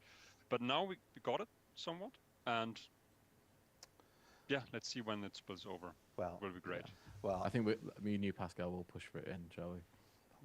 See what we can do. Well, I'm just saying. Let's see. I'm just saying. Johnny Jasivius, JJ himself, plays in. So my thoughts are, since we won't be able to pilot in anything other than light, it would likely be a supplement to up to medium armor. And that makes sense. One of my D&D campaigns, and he's an orc who double wields shields and just runs around with two shields, bashing people and stuff. So if you need someone to sign off, talk to JJ. Just tell him I sent you. Okay. Let's see. In ISC, when zooming in with the scopes, the whole screen outside of the scope zoomed in as well. I do understand a lot of things shown in ISC are work in progress, hey, but not quite finished yet. Will this be corrected so that only the image inside the scope is zoomed in? So this is a technical limitation, basically. So a lot of games, what they do is they have a separate render layer for the weapons. Your which is obviously D&D why build when is you better. go when you go to a corner or something, holding a gun out, we do that because the gun would clip through otherwise. So it is a technical limitation currently, but we are working on alleviating that. We've seen a lot of feedback in regards to like, hey, if you blur the outside, it's more believable to me. So it's something we are working on. So the outside of the scopes will be blurred to, kind of trick your brain almost to not see behind the curtain. But yeah, we do something called the universal rig where it's, first person is equivalent to third person. So, what you get is what you see. And obviously that has some drawbacks. So in the instance, how we render things, how the universal rig is set up, and so on and so forth. Interesting. Next question. Sniper scope glint is my absolute favorite thing in every video game I've ever played. I can't wait until it's added into Alpha 3.23. Can I also hope to obtain, equip, and use advanced binoculars for scouting purposes, of course, also with a glint? So binoculars is something that has come up a lot in discussions recently, and it's one of those things that it's on the list of gadgets. So it's one of those things where it's like we said, hey, people really want this. They feel very strongly about this. So binoculars are on the list of gadgets. It's not in the immediate future, but it is on the list for development. Okay. Interesting. Binoculars. We can give some more of these. Where is the ISC episode, CIG? What ammo variants have you been looking at, if any? Examples they give here are tracer, incendiary, etc. Yeah, I can take this. So obviously we've kind of, for Star Citizen right now, we've kind of covered a lot of, we're quite happy with what we've covered so far. So we have some nice burst weapons, and we have obviously some powerful snipers and whatnot, but we have obviously, with energy, kind of treat it as like an umbrella term for that ammo type. So under that umbrella, we have lots of plans. So obviously, the players will have seen laser. We also have plasma, which is like obviously on the corner. So currently, Attil's done some really good work with damage over time with plasma. So that burning effect of once you've been hit, maybe I like that. a few seconds after that, you've got that sizzling burning effect that you've been hit. I don't know if people remember Battlefield Bad Company 2, but they had magnesium ammo, and that magnesium ammo in that game was toxic. So essentially, like what I would do, what me and Canop would do is we would get the VSS sniper rifle because it was pretty much an automatic sniper rifle. We would get the extra ammo loadout with the magnesium rounds, and either a red dot or like a 2x scope, and we would go around and just murk people. Primarily, we would go around looking for other snipers to kill, right? But it was so toxic and so powerful that it became like a meta loadout for a very long time. I don't think they ever fixed it. Like the entire time that game existed, I think that was like the meta sniper loadout. It was like the most powerful, So I'm saying this to say that they have to be careful about ammo types because it can create a meta. If they just kind of leave it how it is, I think it's a little bit better. But I do understand the need for, different ammo types and to have tracers and things like that. And also just like tracers at night just look cool. So, I think it needs to be a part of the game, but they do have to be careful about how they do it. I think ammo types all need a rock, paper, scissors. And, to not create a meta like that happened in Battlefield Bad Company 2. Hit by plasma. We also want plasma to be different than laser in terms of like how volatile it is. Maybe it overheats a lot faster. So just certain I like that. factors like that. Then obviously, and a higher cost of obviously we're maintenance. discussing all the time. We're throwing ideas around. We've talked a lot about tachyon, like the idea that faster than light ammo. But obviously, with balancing, we don't want it to be necessarily hit scan because that can cause a whole lot of issues. But then we've talked about neutron. What does that mean for FPS? Does it become more powerful the first? I don't want any tachyon weapons for FPS, because if you give tachyon weapons for FPS, then you got to have tachyon weapons for ships, and I think that would be toxic, because a tachyon weapon would literally become the meta. You wouldn't need any other weapons. You know, it's just not good. Tachyon weapons, just keep them out of games. For movies and all the other kind of stuff, sure, tachyon weapons great, but for games, no, just keep them far away from gaming, please. That travels, and then obviously at CitizenCon we showed the vault weapons. So we are a really exciting opportunity right now because we kind of feel like we've covered a lot of the standard FPS what you'd expect, and now this is kind of where we can really branch off and be a bit more sci-fi and really introduce some really unique mechanics, and that can really differentiate gameplay. And we dealt with snipers in a different way. Remember the bug where if you killed and revived a split second after? I had another admin on the team killed revive, and I want to say 20 times before. Yeah. They alt F4. Yeah. Yeah. I remember you could kill, like, you could also run around with the defibrillator, and you could kill people, and you revive them, and kill them, revive them, kill them, revive them. Yeah. I remember being worried I'll get reported as I was the owner. Yeah. Yeah, there was a lot of toxic, but the VSS with the magnesium ammo and the 4X or a red dot, that shit was toxic because you can even still, you know, you didn't have like some of the range as like the other sniper rifles. The range was a lot smaller. I think the maximum range was maybe like 500 meters, but you could still hit people 200-300 meters and kill them. You can still hit people 200-300 meters and kill them with like 1 or 2 shots. It was super toxic. Super toxic. really But I make loved it. each I energy loved it, type absolutely. really stand out from one another and really create that difference. So yeah, some exciting things hopefully on the way soon. It's gonna get sci-fi up in here, which is nice. Yeah. Wonko the Sane in the chat says tachyon weapons would hit before you fired them. Would probably help Captain Burks. Yeah, fast and light, yeah. So I don't know why I picked on Burks. He's just the name that pops up. This is an oldie, but a goodie. Will it be possible to equip weapons with civilian clothes? Please. We need that. Hopefully. It's something we're currently working on. I don't We want to need that. say yes or no. It's something we're definitely interested in. I actually had a meeting last week with Tech Anims and Character Art about the possibility of what we do, because obviously I also want to be able to put like clothing over my armor, right? Or mixing clothing and armor together, because it's something that we do like in the military today. Like you can, you know, I remember like for days like it was cold, like we would have like our little fleece jackets, and I would literally wear my fleece jacket and then put my Kevlar over it. You know what I'm saying? You know, that way I could stay warm. So I would like to see the mixing of clothing and armor together within the game. We need that, please. as most players will know, that we spend a majority of time in armor, and we really want to utilize our clothing sets. So it's definitely something we're interested in, and it's something we're trying to figure out how we would go about it.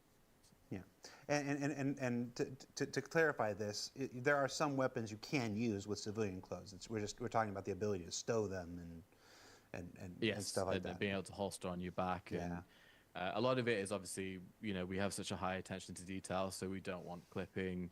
We don't want it to just. There's already clipping. Just do it. Essentially, so just do it. There's already and clipping. Obviously, we have a lot of legacy clothing, and we're also introducing like a new clothing style, and it's just basically kind of working with. I totally agree with you. I played mostly recon and got mad at people at camping. I played mostly with a pistol when moving, and I rarely got shot as I didn't need. I was marking people and reporting. Yeah. Camping in Battlefield Bad Company 2 was really, really bad. Like I said, because like there was no weapon sway, so you could literally ADS as long as you wanted to, and because Battlefield Bad Company was one of those games that first came to console, and it made it. I think they had more of that Call of Duty style of ADSing, where you don't really. At that time, there wasn't a whole lot of like weapon sway. There was nothing, you could, sniping was so easy in that game. It was toxic. And so me and Kenop decided that we were going to do something about it.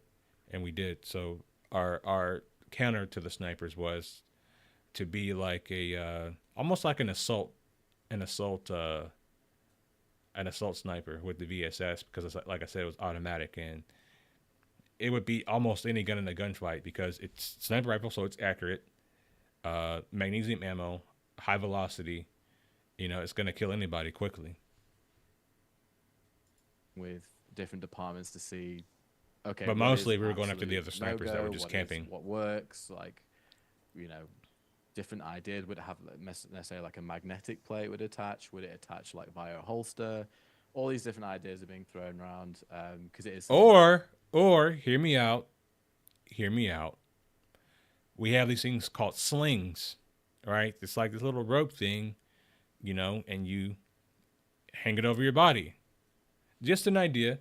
Slings, they are a thing, and we had slings since forever. Since I think like even since guns pretty much came out, we've had slings. All right.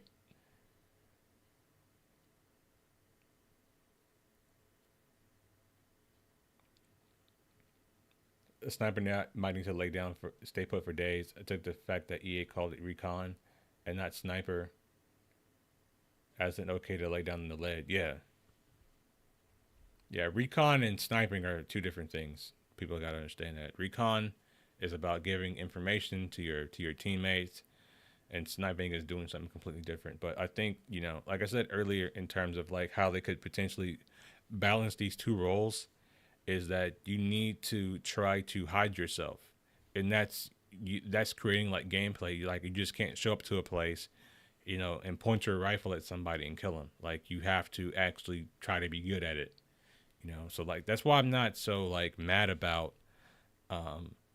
you know, the glint during the daytime and the having to set your clicks on your scope. I'm not angry about that stuff. I just don't like the glint at night. That's like my biggest thing that I don't like, and I'll probably never agree with. But you know,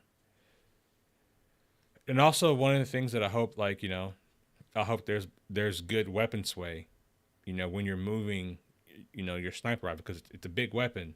So adding that sway will add a lot of delay to the weapon to try to get in front of somebody. So those are some things that they can add, you know, to the game as well. That we are quite passionate about getting into the PU, so Yeah, hopefully. yeah, even if it's like an equipable holster, just something you can add to your your pants or your trousers that gives you the hard point to stow the gun would be cool. Exactly. Yeah. Is the plan? We haven't talked a lot about recoil. Let's find a recoil one. Is the plan to make weapons generally follow recoil patterns like the 3221?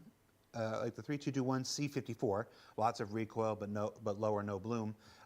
This would be cool. That part's not a question. That's just a statement.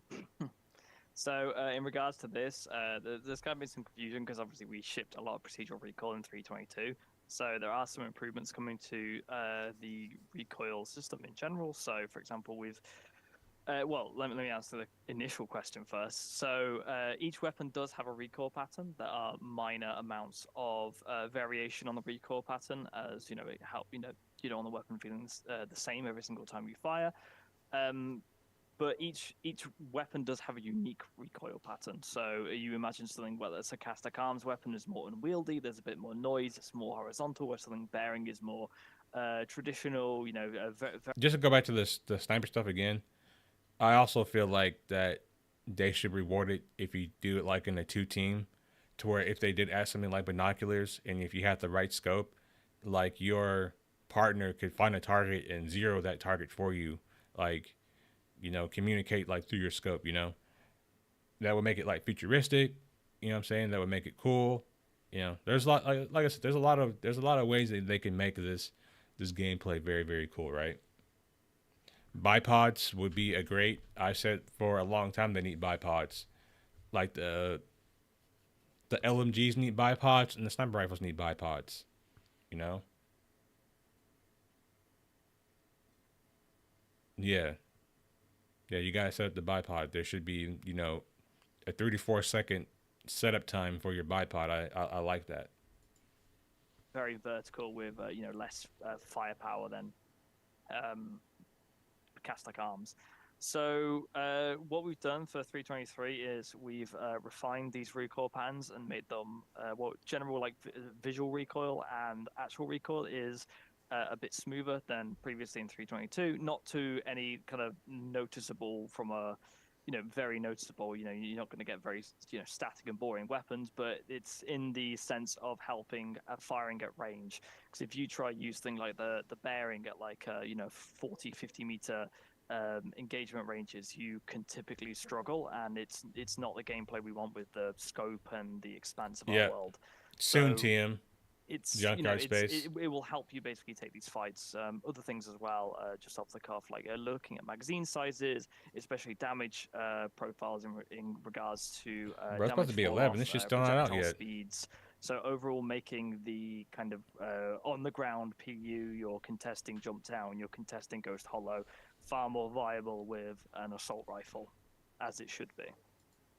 All right. Yeah, it was. We struggled with that.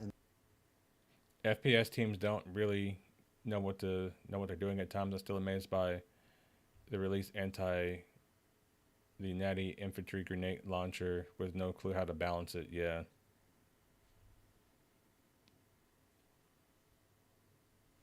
The only realistic thing that you're going to get is that CIG will add tinnitus tetanus shots. Right? Tetanus shots, yeah. Yeah. I could definitely see that. You gotta use a tetanus pin before you go into these areas. Yeah, but I think with the helmet visor having a compass, that's gonna help a lot with a lot of coordination. Yeah, there's a lot of things that they can do. Mesa said the Storm would be a great thing to use to hunt snipers down with. But even the tanks suck. Like, they suck at going up hills. Like, I don't know if you guys have ever seen a tank in real life, but tanks can move. Tanks can literally go over anything. You know what I'm saying? They gotta fix the tanks. The tanks are absolutely abysmal in this game. In the edit, because some of the recoil changes have already been out there in 322 and some weren't. And Claymores would be nice. I would like Claymores. Demonstrated. Stratholm. It's lost technology, Adam. Lost technology. Stratholm? Shrapnel. In the chat has a simple question. Slide mechanic. Interesting guess. Yeah, they talked about slide at a CitizenCon, but we haven't seen any mention of that with 323 and stuff. Is that still intended? Is that back of the drawing board? Can you tell us anything about sliding? Yeah, so sliding won't be in 323, but in general, I've seen a lot of causing concern around. You just need a game that doesn't have god awful desync at home against some point. This rep layer server meshing helps a lot. We are screwed if we don't make progress before that. Yeah. So what I'm afraid of is they're pretty much going to say and I'm being sarcastic here, guys. I'm being very sarcastic. What they're going to say here is since the desync and the FPS combat is so bad that, we're going to introduce, a combat mode for walking or for FPS. So the moment you pull out your weapon, you can no longer run. Everybody has to walk. So, it could turn into one of those kind of things because their servers just I showed it earlier. Like, I was trying to snipe the guy at Pickers Field and he was just desyncing everywhere. There was no way for me to actually shoot him. He had to stand still for a second. But even if I shot him, right? Just because it showed me landing a shot on him doesn't mean I actually landed the shot. To him, I could have missed, so. The testing coming next week and hopefully going to help with that. Yeah, I'm looking to get into that testing, hopefully. Hopefully they let me and they allow me in. They still are drift machines. What are you talking about? You can take the Storm out right now and drift with it. It's crazy. It's I didn't know tanks had counter steering. FPS master modes, right? That's what I'm saying, this bro. Potentially being very arcadey. And when you think about it from that perspective, it makes master mode seem stupid. By the way. And obviously, we don't want that to be the case. It's primarily a thing that is used to get into cover. For example, in our game, when we talk about what is a slide, it has a high stamina cost. You can't fire whilst you're going into the slide. And with the sliding mechanic, I hope the sliding is not very far. You can only slide maybe a meter. Because in these FPS games, you can slide 3 or 4 meters. It's crazy. Sliding in real life, first of all, it's not that fun. It's not fun. It's not great. And I also hope that they take surface and gravity into account. So obviously, if you're on Lyria, right, you should be able to slide really, really far because Lyria has very, very thin atmosphere. But if you're on Macrotech, you're sliding maybe less than a meter, You can't ADS or going to slide. It's basically a full body commitment action, primarily designed to be defensive. I've seen some concerns about initial bursts of speed when you go into the slide and things like that. But obviously, our intention is to make sliding to slow you down, if anything. It should be, like you said, very defensive, slow you down, high stamina cost. The only thing I think you should be able to do while you're sliding is reload. That would be pretty cool. Reload your weapon, but not being able to shoot it, I think, would be great. A lot like the spring mechanic, just in reverse. This, a slide that makes sense in the universe of the game, and that is what we are planning to do. And no details for 323, but obviously. Euterpe has the worst wins. I think Ida has the worst wins. Doesn't Ida have the worst wins? There's always a windstorm over there. As we go on, more will be revealed. What's your current stance or opinion on force reactions with regards to how it applies to gunfights? My nomads overheated when coming into force Orison. reactions are always a very contentious point. We tone them down for 322, and at the moment we're looking at removing staggering of all weapons, all FPS weapons. So no weapons will no longer all weapons will no longer cause the player to stagger, but obviously we're still keeping flinching and things like that. Adam, that got you drunk from the wind, right? Grenades will still cause knockdowns and things like that, but basically making it more believable and as you'd expect and less frustrating. Because we know staggers are a big pain point for people who do a lot of PvP and FPS. Okay. Now at least 2 people will be happy Help with ever that. dive, yeah. I like that. How will shotguns be made now you're more under Orison relevant with the upcoming changes? But technically, shouldn't you just fall through to the other side of the planet?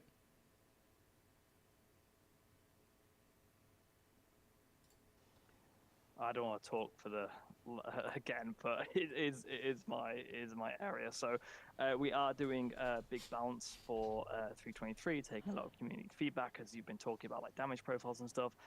Shotguns are going to bring the pain.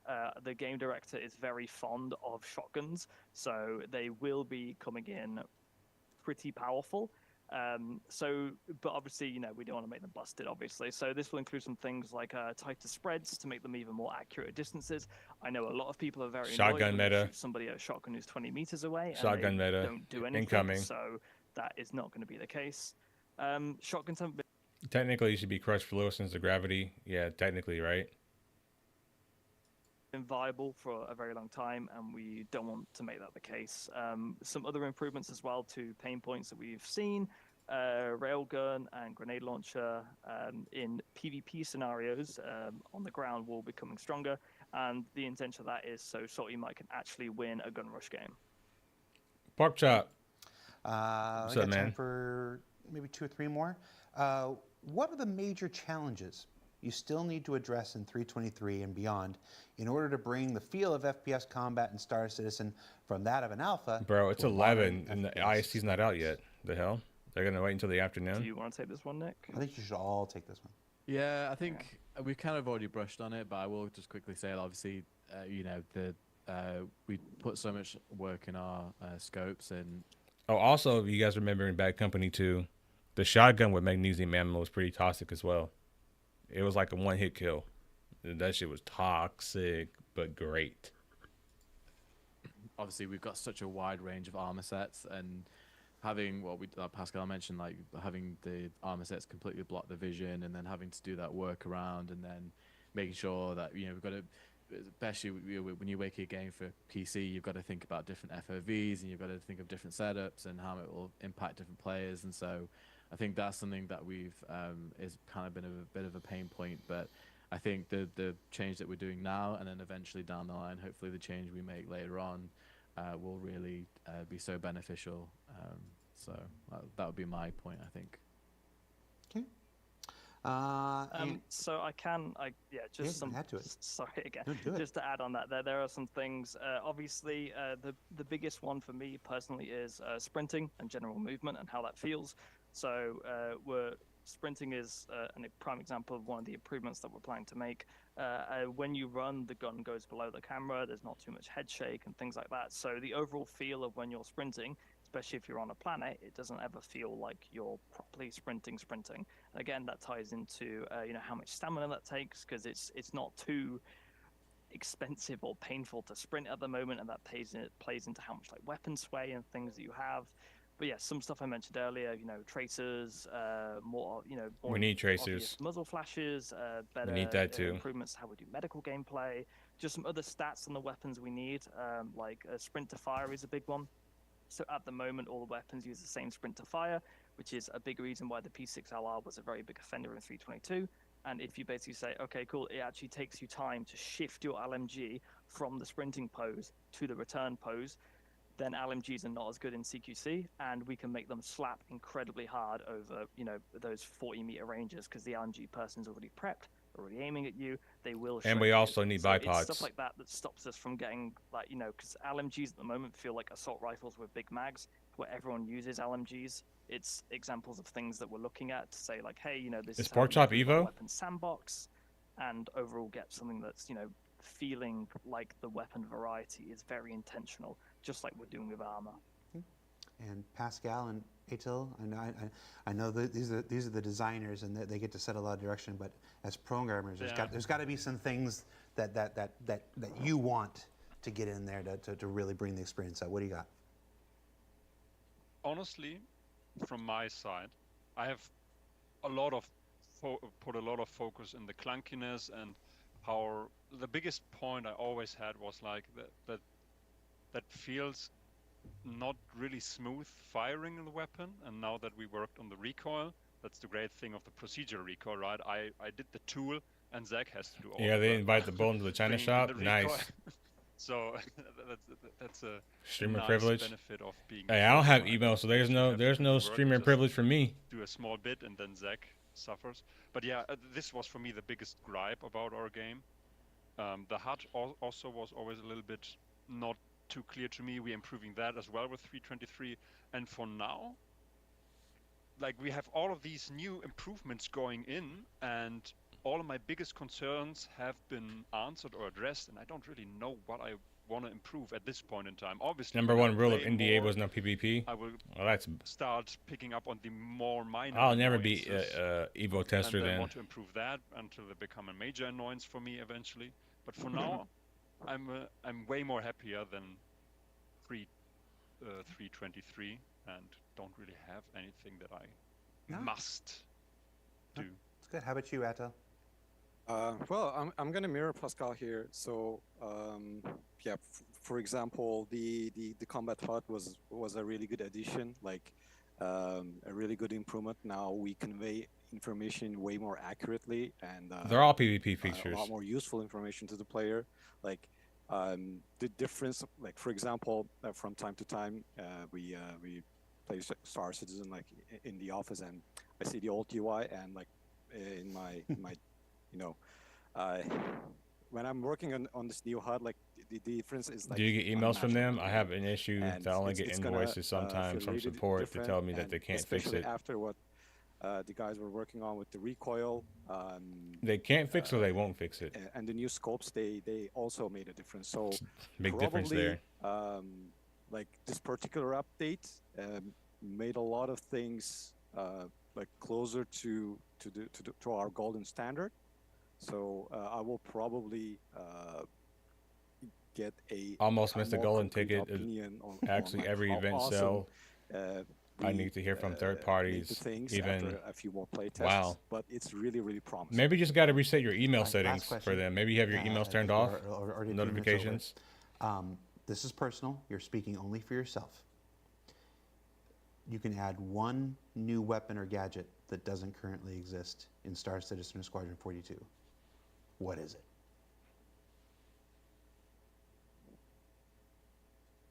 Silence. So, yeah, it's what, What a it's what happens. question. Yeah. So the big That's on thing the I want spot. is a slug shotgun. Easily, it's my favorite weapon type in games. I absolutely love them. I also want No, incredibly just quick- one. Just one. Okay. Slug shotgun? Slug shotgun. That's what I'd take, hands down. All right. Edsel? Probably a rocket launcher from one of the old school shooters. That feels really good. RPG would be Quake 3 nice. rocket launcher?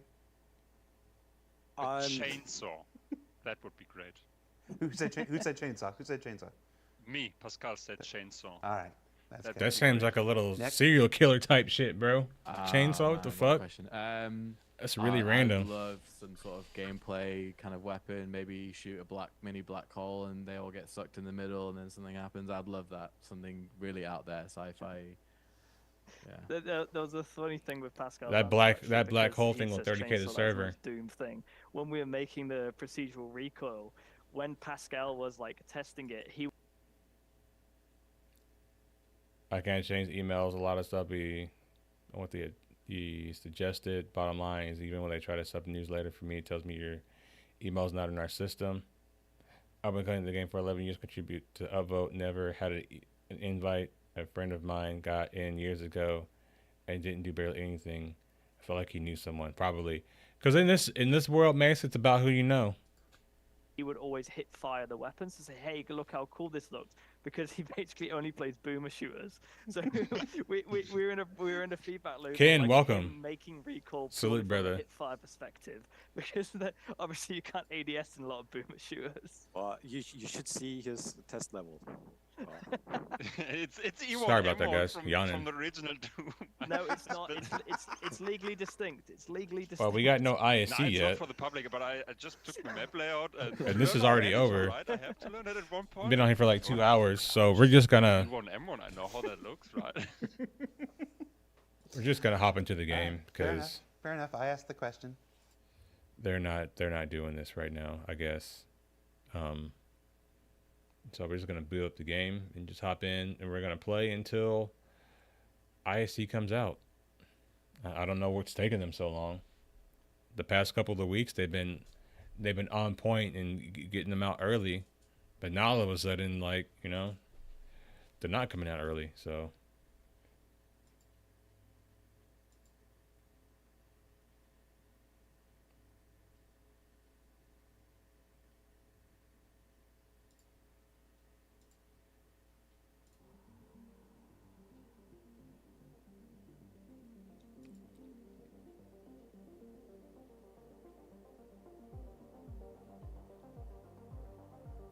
or maybe if it's a chainsaw gun from what's that game? God, it's just on the tip of my tongue. It was on Xbox. God, what the fuck's the name of that game? That had the chainsaw gun.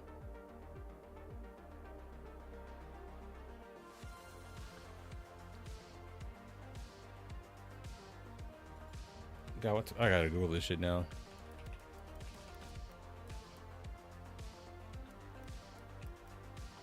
Gears of War, yeah. Gears of War. I like that. That'd be sick.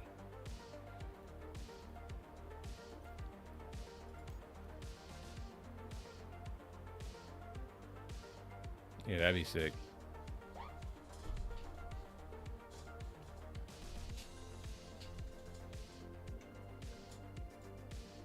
Make myself a little bit smaller so you guys can see more of the game, less of me.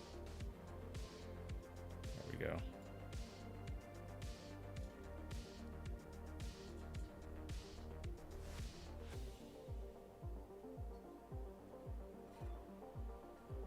You guys have to let me know when the episode drops. I mean, I have my notifications on for their channel, but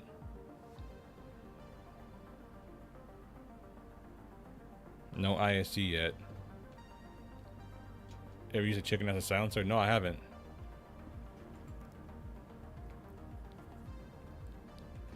If I could add one, it'd probably be that one from Perfect Dark. That, you can remember that weapon from Perfect Dark on N64 that can shoot through walls?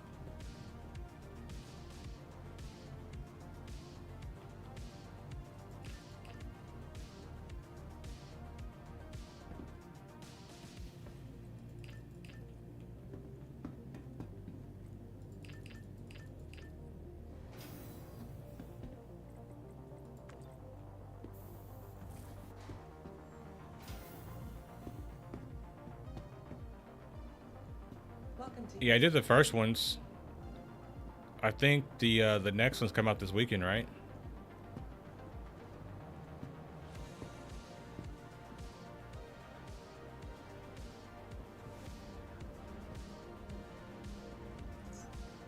Welcome. Please visit us again. Welcome to the ASOC vehicle retrieval system. They're not bad, but I don't think there's any reason for them to not already be done. Like, they can make them daily missions, and then you can just literally cycle it until the thing completes. Like, you don't have to do this like weekly.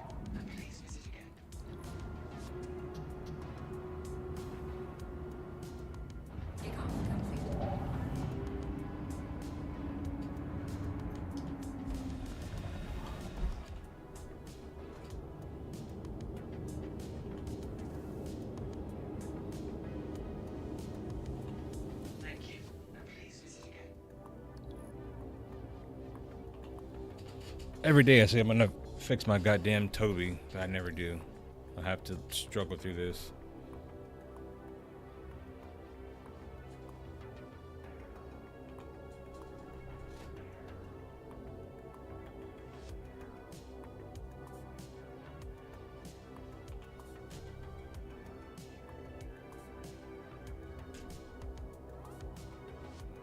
There we go.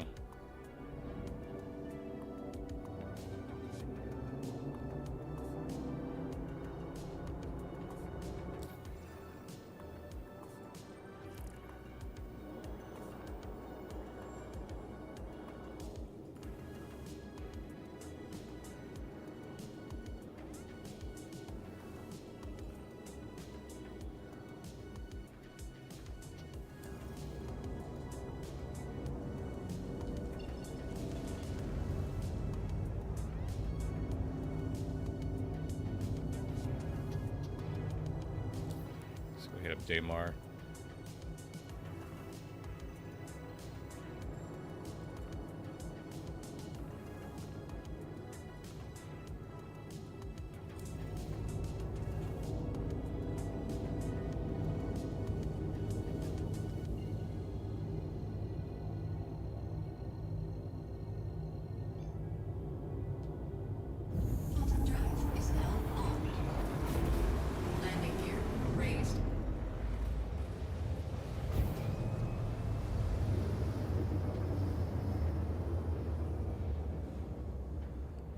I don't know. I needed to call Chris and be like, yo, where's my ISC episode at?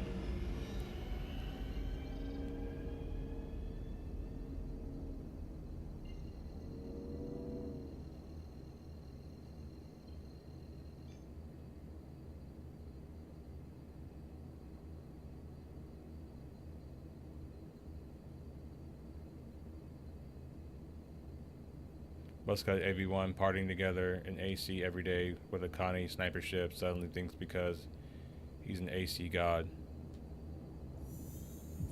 Drive is now on.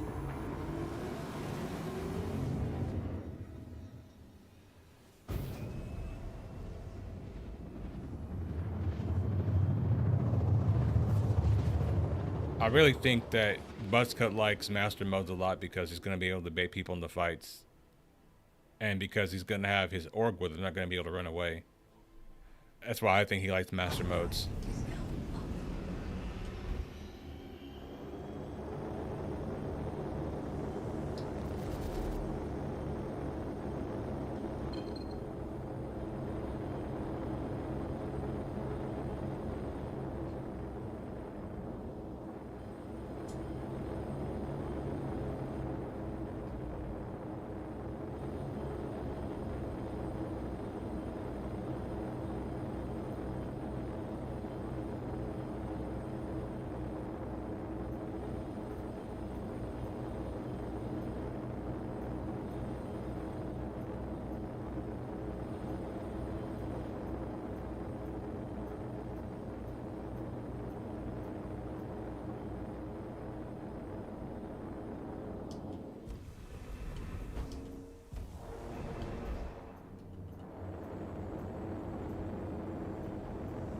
Landing gear deployed.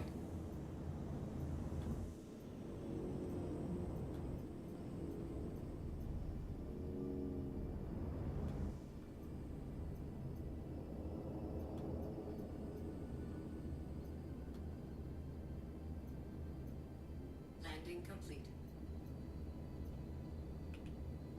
Engines offline.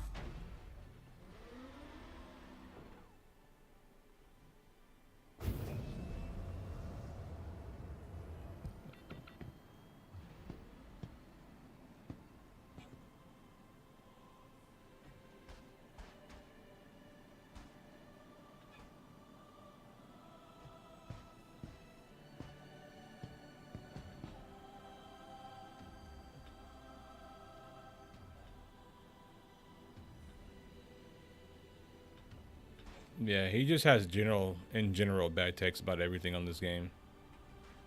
From what I've seen.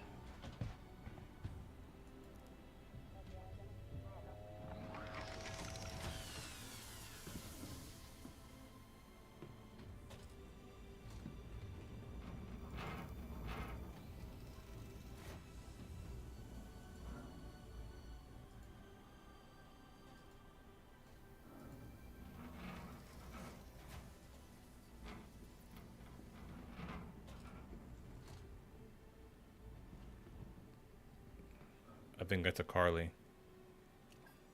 It is.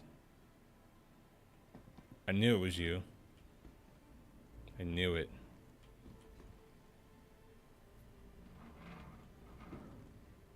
Because you always try to drug me.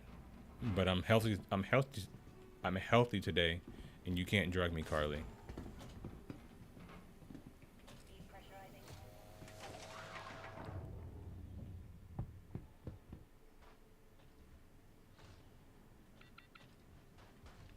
Yeah, I remember him being in there that one night. I was in there with him.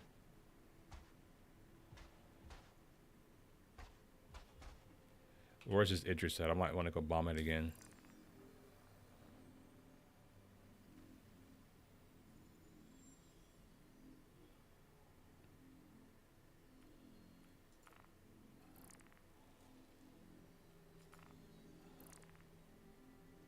Where is it? Where is it?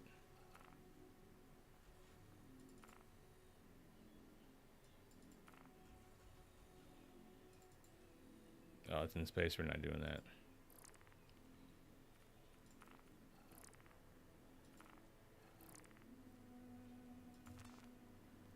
Wait till he's on the planet.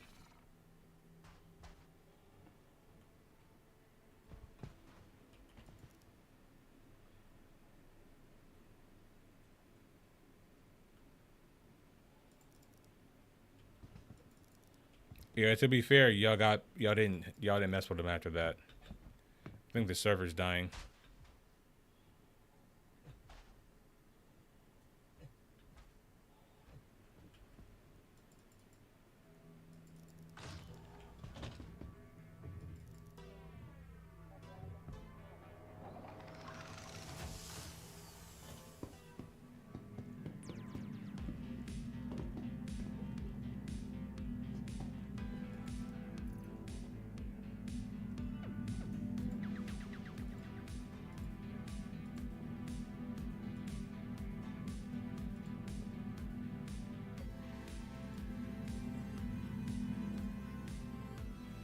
have any armor here? What do I got? I got arms.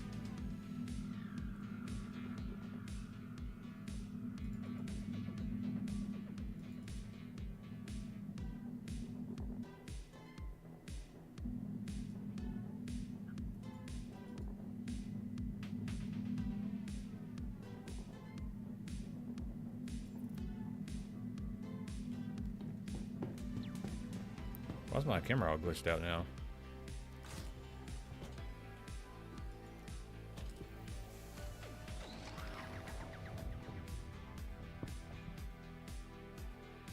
I'm turning my camera off because it's glitching.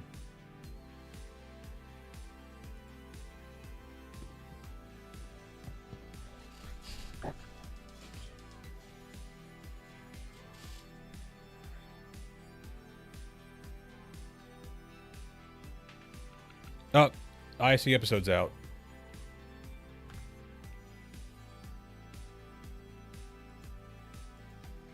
Hold on, y'all.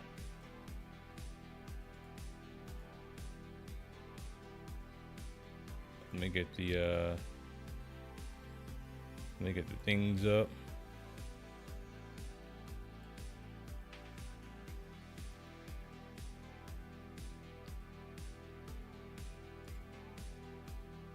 Finally.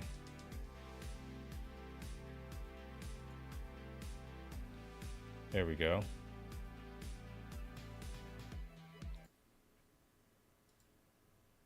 Cargo sits at the very heart of the non-combat Star Citizen experience.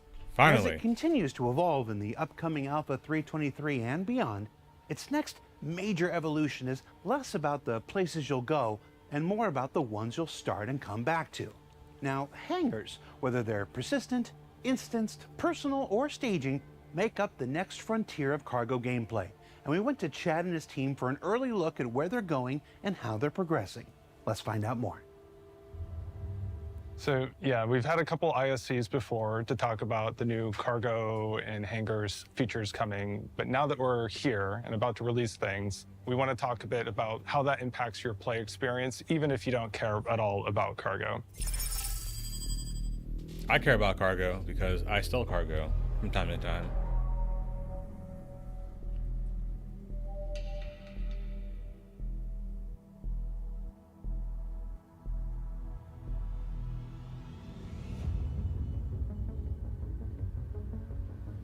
So let's start with persistent hangars. What are they and what does that mean?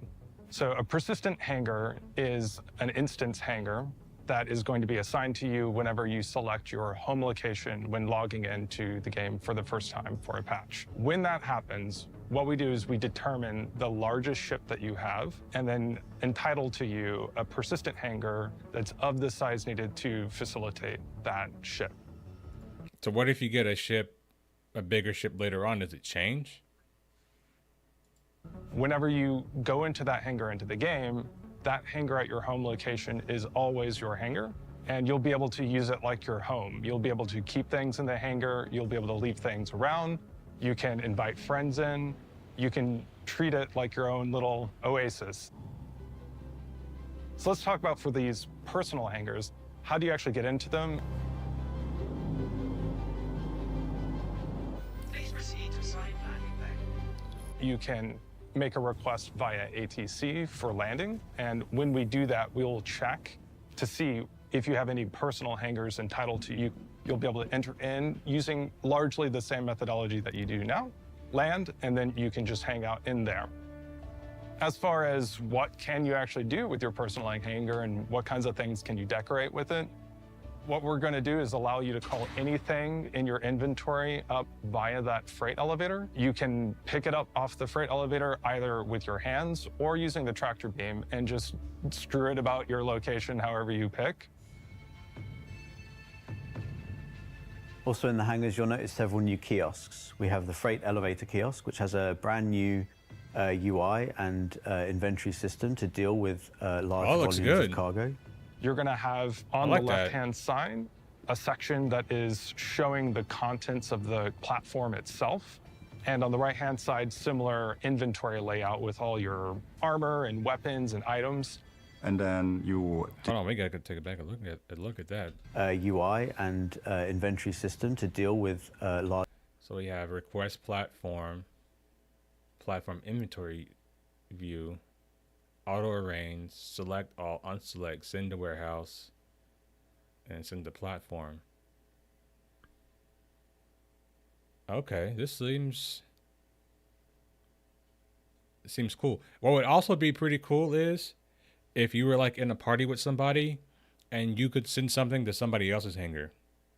Like that would be cool. Large volumes of cargo. You're going to have on the left-hand side a section that is showing the contents of the platform itself. And on the right-hand side, similar inventory layout with all your armor and... Cool. Doesn't seem like this is like polished yet because it's not in the actual squares where they're supposed to be. So weapons and items. And then you decide what you want to spawn in the freight elevator. Honestly, I don't care. I missed a lot of stuff in chat. Honestly, I don't care at first. I mean, maybe he want to put me in the shower without water, but I enjoy the content. And some words are used way too much, and then I actually notice the logo. And if it's not used, hard to watch. Jump Flight asked Jack Axton. Oh, you're talking about when we pirated Jack Axton for 1 AUEC?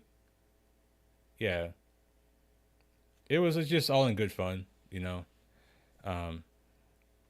When I do things in the game, it's mostly just for the kick of it, right? And typically, you know, like when I make players into zombies, I usually pay them for their time. Like I'll be like, oh, here's $1 million Alpha AUC for like allowing us to, you know, to mess with you a little bit. And actually, like one player, we actually he played along with us, and he actually became a friend. You know what I'm saying? He joined the Discord. You know, we still talk and play the games from time to time whenever he has time. So, you know, it's all in good spirit. Elevator, the freight elevator then comes up, and then you can start doing like loading and unloading of various cargo into your ship and so on. If you're considerate about how you're loading things and you're trying to optimize your loading times, it'll give you a lot of power as far as, for example, making sure that certain kinds of things are front-loaded on the platform to make your multi-crew loading as streamlined as possible. And anything that's in your inventory, you're going to be able to call up. Some things you might have to put into an inventory container. We saw one destroy a ship in the pickers, I think, and then we saw Ken up in chat, and Jack asked him, blah, blah, blah, and Ken was actually very good at answering politely without answering. Yeah, I like to mess with Jack from time to time because Jack plays along. He's not salty about anything, you know. He plays the game back. Or box, we're talking 8, 16, 24, even 32 SU size container boxes that you can put large items in. Now you can raise that up on the platform, including in collections, transfer that very quickly onto your ship, and then take them to another location. Wait. Making sure that certain kinds of things are front-loaded on the platform to make your multi-crew loading as streamlined as possible. And anything that's in your inventory, you're going to be able to call up. Some things you might have to put into an inventory container box. We're talking 8, 16, 24, even 32 SU size container boxes. That would be useful. Mig, what's going on? That would be useful. Like if you're trying to take a bunch of stuff like in places like Pyro, you know, instead of like putting in like your ship inventory, especially if you want to do things like trade, you can put like ship weapons in these 32 SU container boxes full of like Panther repeaters, and then you can take these Panther repeaters into Pyro and sell them to other people, because we know like I keep saying, the Pyro doesn't have a lot of the places where you can buy a lot of these resources. So this is good. I like this. That you can put large items in. Now you can raise that up on the platform, including in collections, transfer that very quickly onto your ship, and then take them to another location.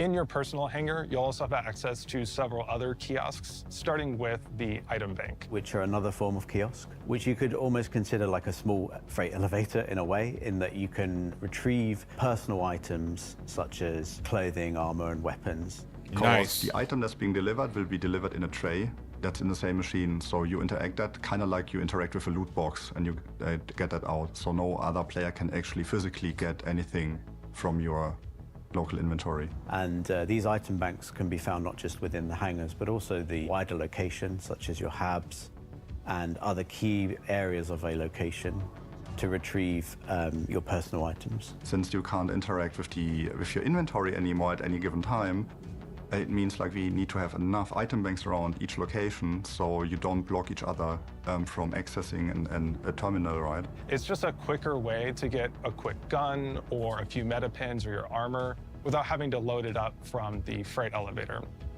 And the last kiosk that I want to talk about is the ASOP terminal, which we have positioned in the hangar so you can request your ships from within the hangar and not just the spaceport. So they will still remain in the spaceport. So if you don't have a personal hangar in your location, you can request your ship also from there. What we're doing is we're changing the way that the ships spawn in the game. You can now request your ships from within the hangar and they will appear to you, but they won't just come out of thin air. What happens is the whole of the floor will open up. You get this like amazing view of the hangar, the lights dim, the doors open. And the landing platform will be rising up towards you and your ship will be there. I like it.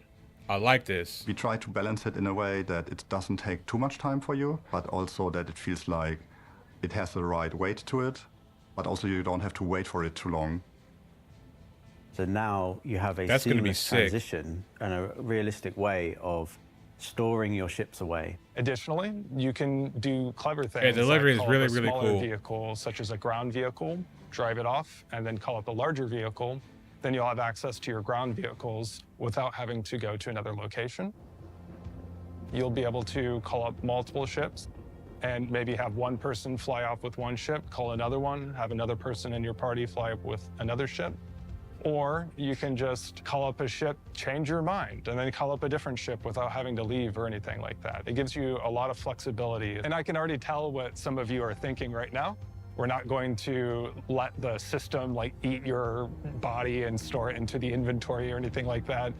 We'll make sure to account for that such that if there's a blocking change that happens, we'll stop the process, go back up to the default state, and then tell the player about the issue so that they can account for it. If you do want to jump into the platform just before it closes and fall to your death, you can fall to your death if you want to. Nice.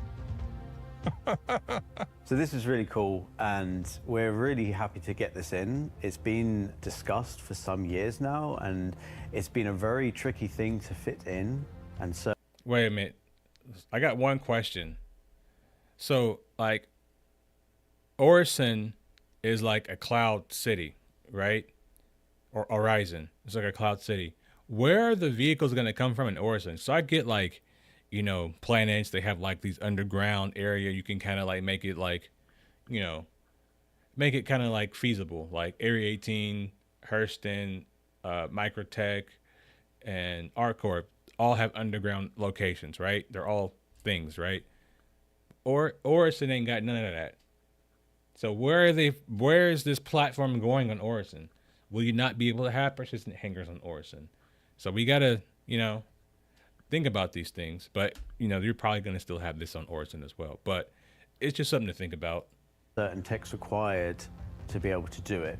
You'd be able to have this hangar your own space and call your own ships and do a lot more within the hangar now. Now that we're adding all of this new facility to the hangars in the game, allowing them to be persistent, adding these freight elevators, adding this ship platform, there's a lot of more things that we have to have in these hangars for them to be useful for what we're adding. So the hangar sizes had to increase quite a bit. We did not want to do that originally in the beginning, but soon when we did prototyping, we figured out that not all the hangars, someone stole the vending machine before I could, right? Are quite old by this point. Not all of them were to the same standards or metrics. So we figured that with the landing pad now going down, you had this gap for like quite some time before the doors close. So there was a very narrow walkway for the player sometimes. So we had to rejig some things and made it actually larger. So the large and XL have had significant size changes. So the XL is about 20% larger, and the large is about 30% larger. So certain ships that were a little tight can now fit a lot more easily. So you don't feel like your wings almost scratch the walls of it. So it feels a bit more. So does that mean the C1 and the A1 won't slap the walls when they come out of the hangars anymore? Is that what we're hearing here? Natural and better to the play experience to land in your hangar now. Oh, that's so much Medium better. is the same but taller, and the small has not been changed. But we have classified ships to fit into the medium that were once classified as small. So hopefully a much better player experience than there has been before. And it's been interesting to take the design of a elevator and the door and extrapolate that across multiple sizes. So in some cases you can kind of widen out the door and use the same shapes, and in some cases you need to 30% think is a really lot. about how those shapes work, and sometimes they don't work within a small door, for example, when it did work in a much wider door. So we've had to play around with that. When AZ are gonna play on locking down the Metro Spaceport in New Babbage to sell tickets, and now I can just lock down the elevators, right? And keep them looking consistent with each other, but also adapt those shapes to work for each size. So this is an actualization of a long-term goal for this entire cargo career, to make the whole thing feel more real. It means that the whole experience is going to allow for manual loading. It'll also feel more rewarding because it'll give you more interesting choices to make throughout the process. It'll make multi-crewing a more interesting and useful experience. It's going to just make the whole experience a more skill-intensive and interesting and tactile.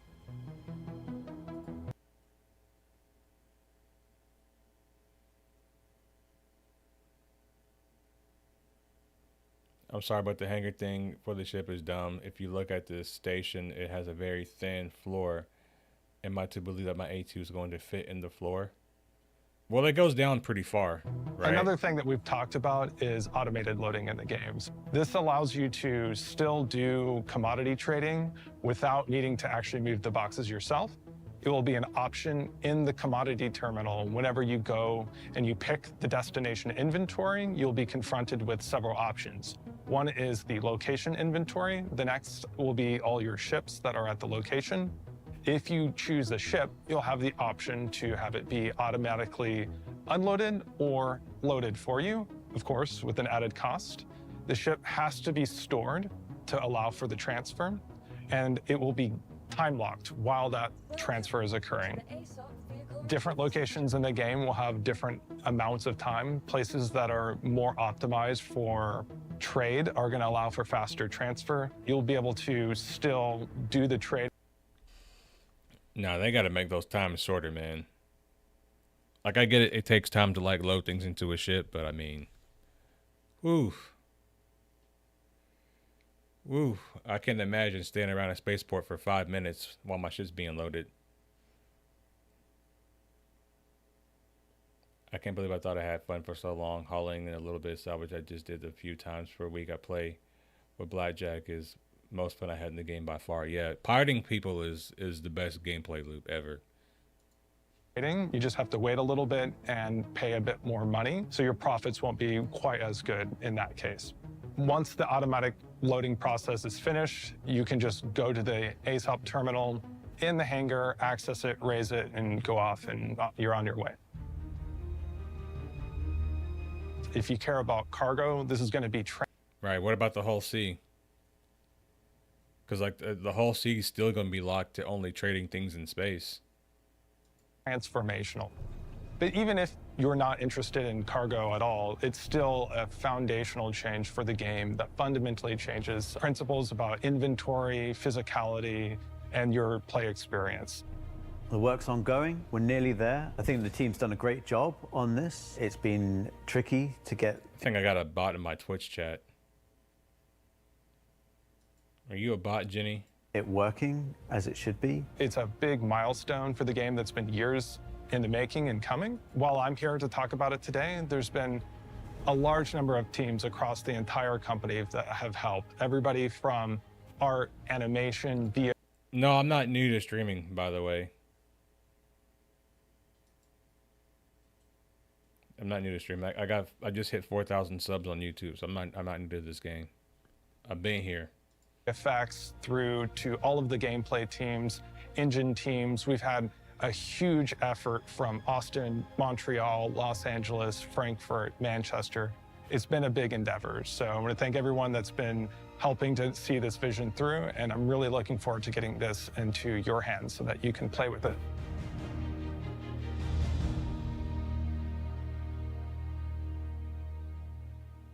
On Twitch, so what do I've been doing Twitch off and on for like a couple of years, but I'm trying to get more consistent with Twitch. We learned this week? Well, we learned that the days of big ships scraping by the edges of player hangars are almost behind us. That you'll soon be able to spawn your ships and have them rise up directly into these newly expanded hangars.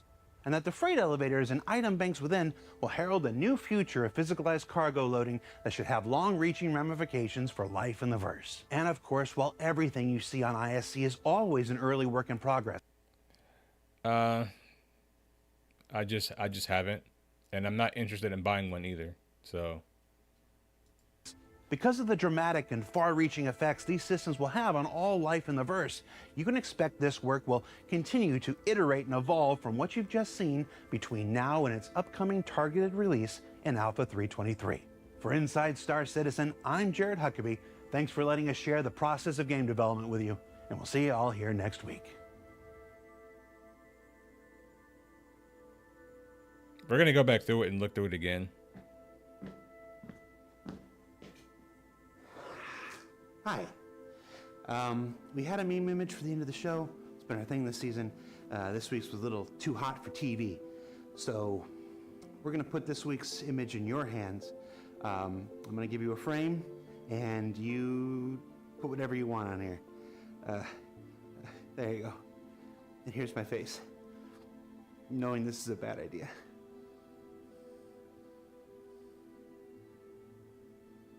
Now, don't do that, Jared. That's a mistake.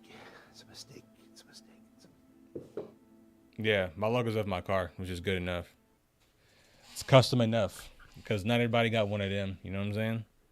Let's go back through this thing again. Experience. And as it continues to evolve in the upcoming Alpha team for an early look at where they're going and how they're progressing. Let's find out more. I'm still waiting to bait some pirates with a somewhat low MSR. I named it Game Rules. Nice. So let's say I have a lot of junk and big heavy junk. What's stopping me from going into a hangar and just blocking all the elevators? I don't know. I was very distracted, so we'll appreciate looking through it again. Yeah. There's a lot of stuff happening when I went through it the first time, so. So yeah, we've had a couple ISCs before to talk about the new cargo and hangars features coming, but now that we're here and about to release things, we want to talk a bit about how that impacts your play experience, even if you don't care at all about cargo.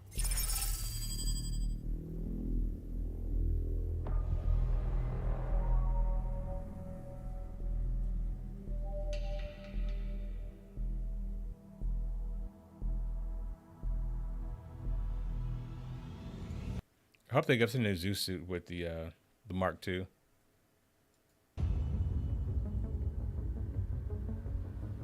So let's start with persistent hangars. What are they and what does that mean?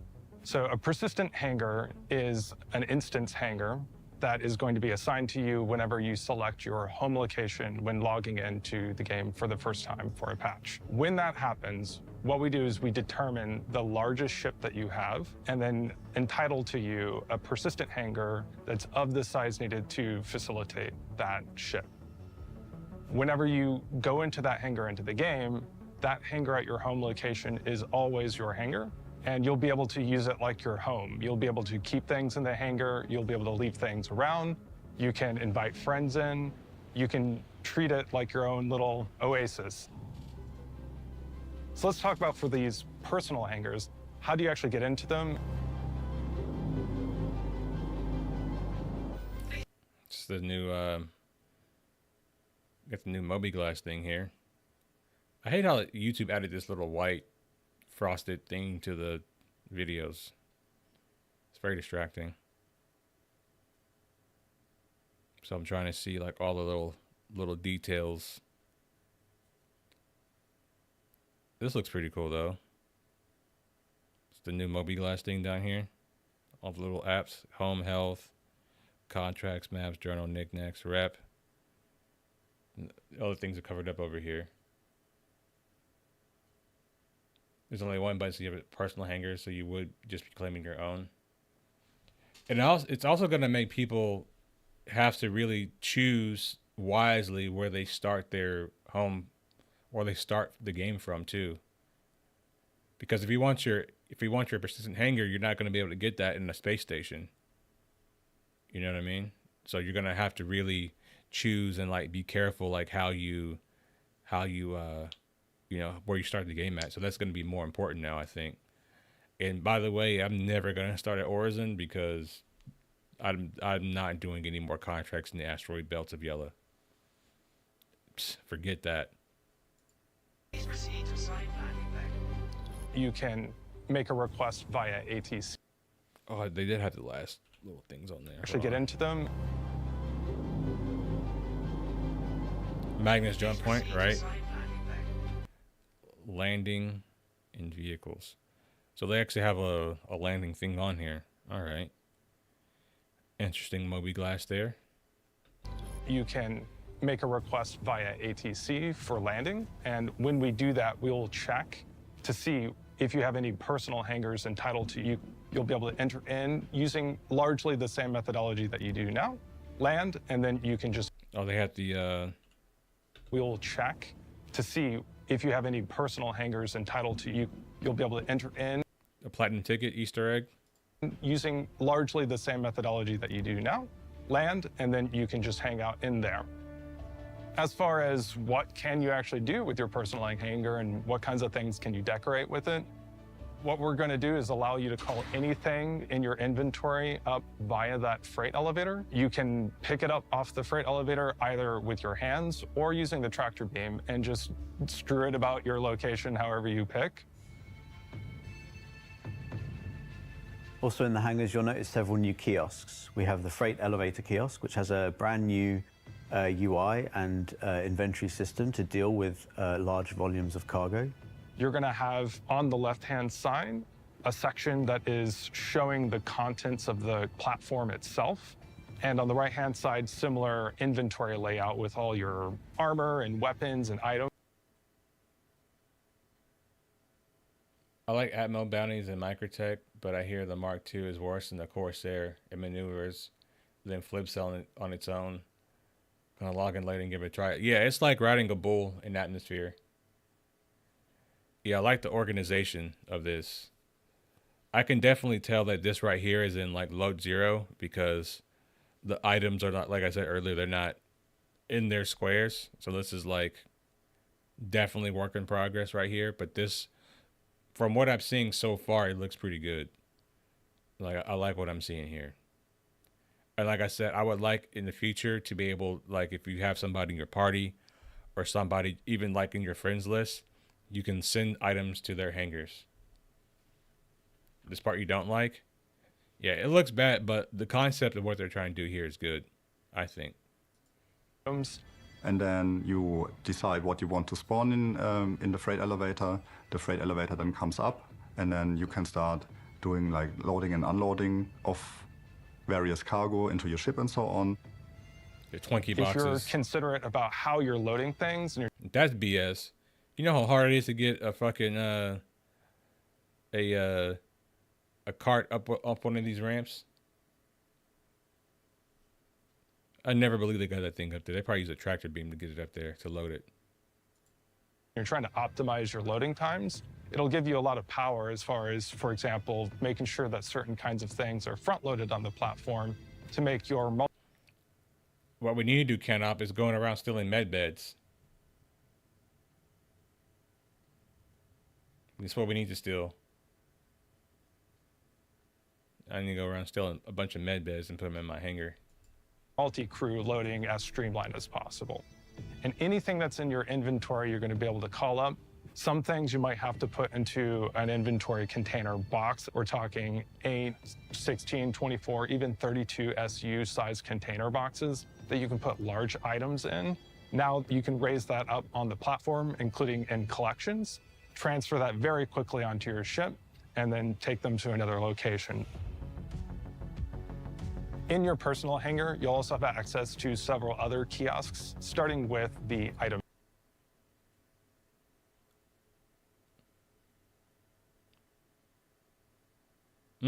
An angry DM. Which are another form of kiosk, which you could almost consider like a small freight elevator in a way, in that you can retrieve personal items such as clothing, armor, and weapons. Okay, so like now that I'm thinking about it, the only bad thing that I can see about this is going to take you a little bit longer. At least like what I'm thinking in my brain. It's going to take you longer to get equipped instead of just accessing your inventory and then just going through and getting all your stuff on. Like, you're going to have to pull items one at a time. Like, that's going to be a pain in the ass. So this part, I'm not, until we test it, like, at least initially, my speculation that it's going to be a lot slower to get loaded out. Because the item that's being delivered will be delivered in a tray that's in the same machine. So you interact that kind of like you interact with a loot box and you get that out. So no other player can actually physically get anything from your local inventory. And these item banks can be found not just within the hangars, but also the wider location, such as your hubs and other key areas of a location. But can these item banks access your inventory anywhere? So like all of my stuff that's in my inventory at Ark, or like, you know, my home base, can like all of my things be accessed from any of these places?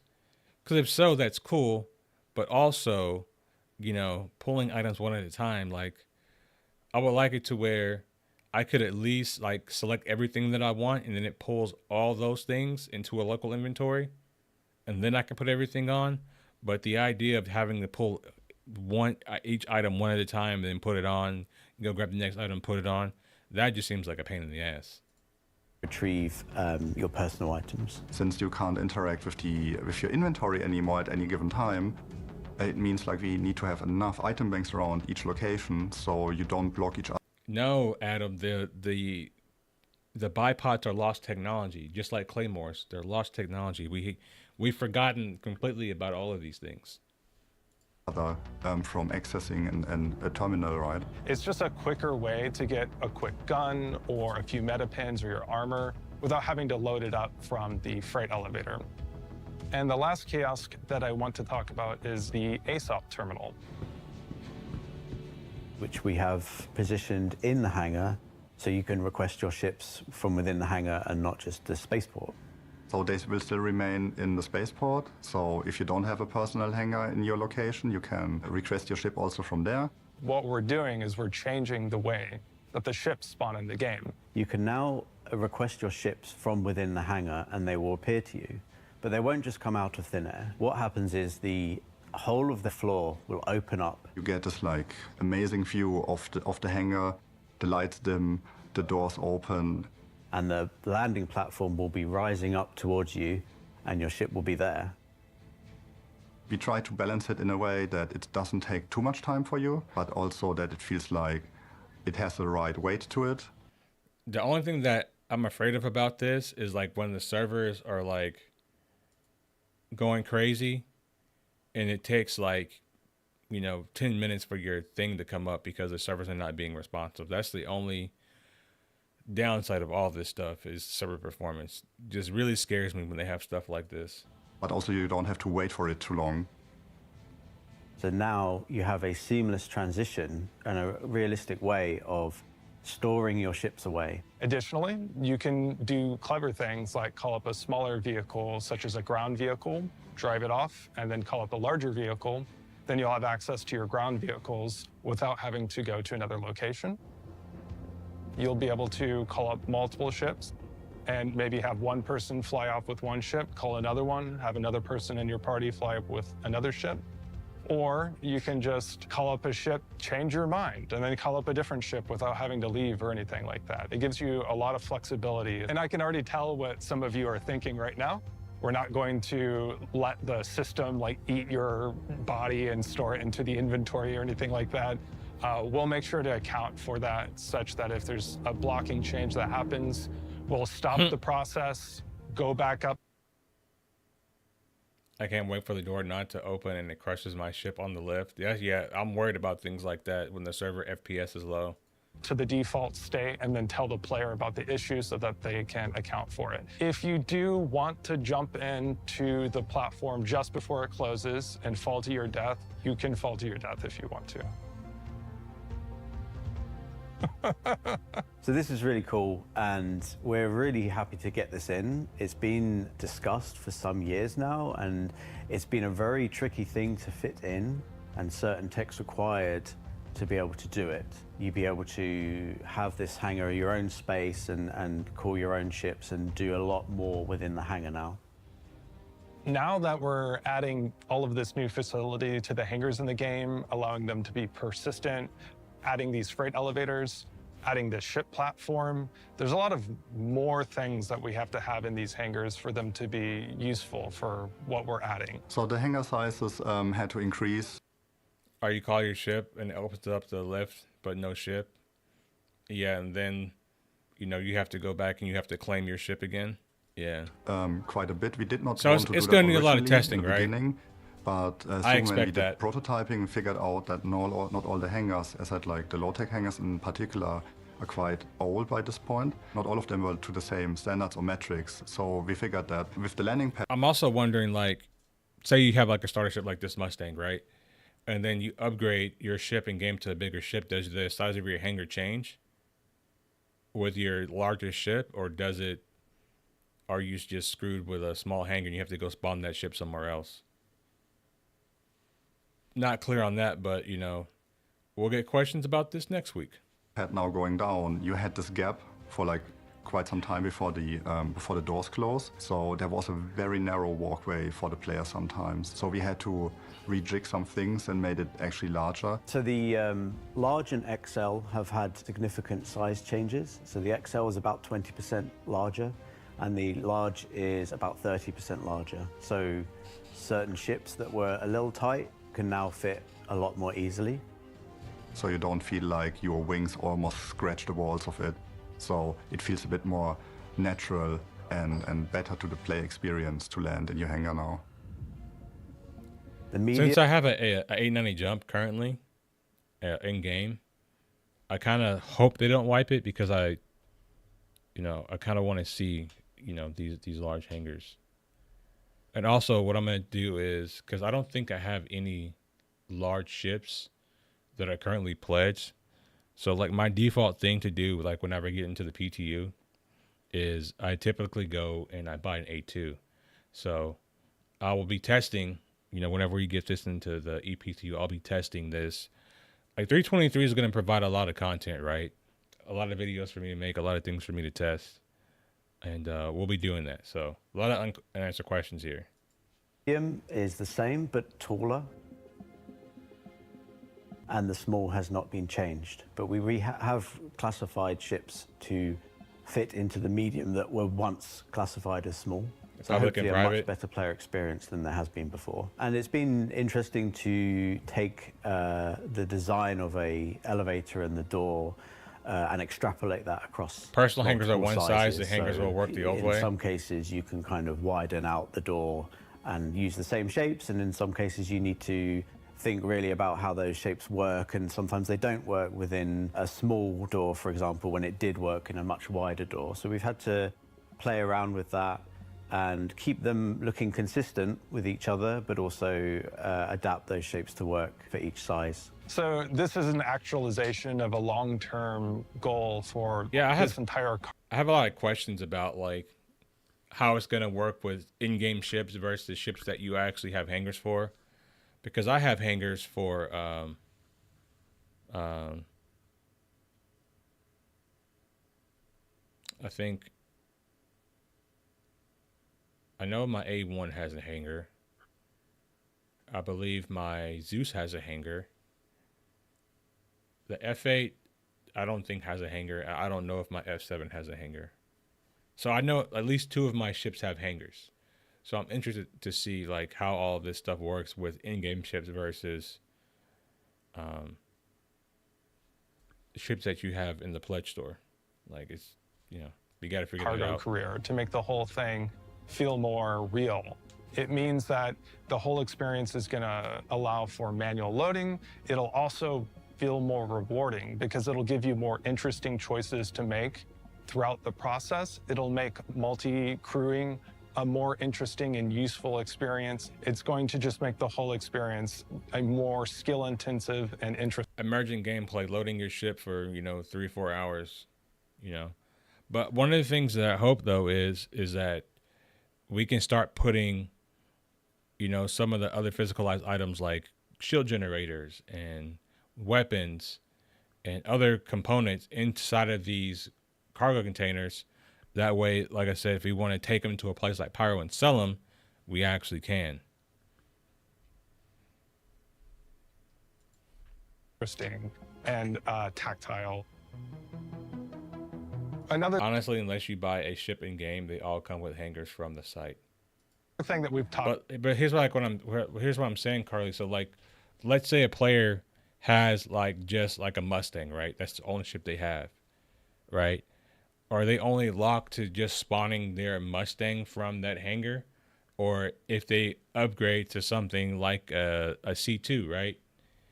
Can they then spawn their C2 in that same hangar? And does the hangar get bigger, right? That's like my question.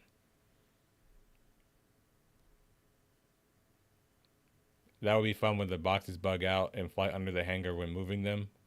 Yeah, or they simply just fall through the platforms. Because that does happen.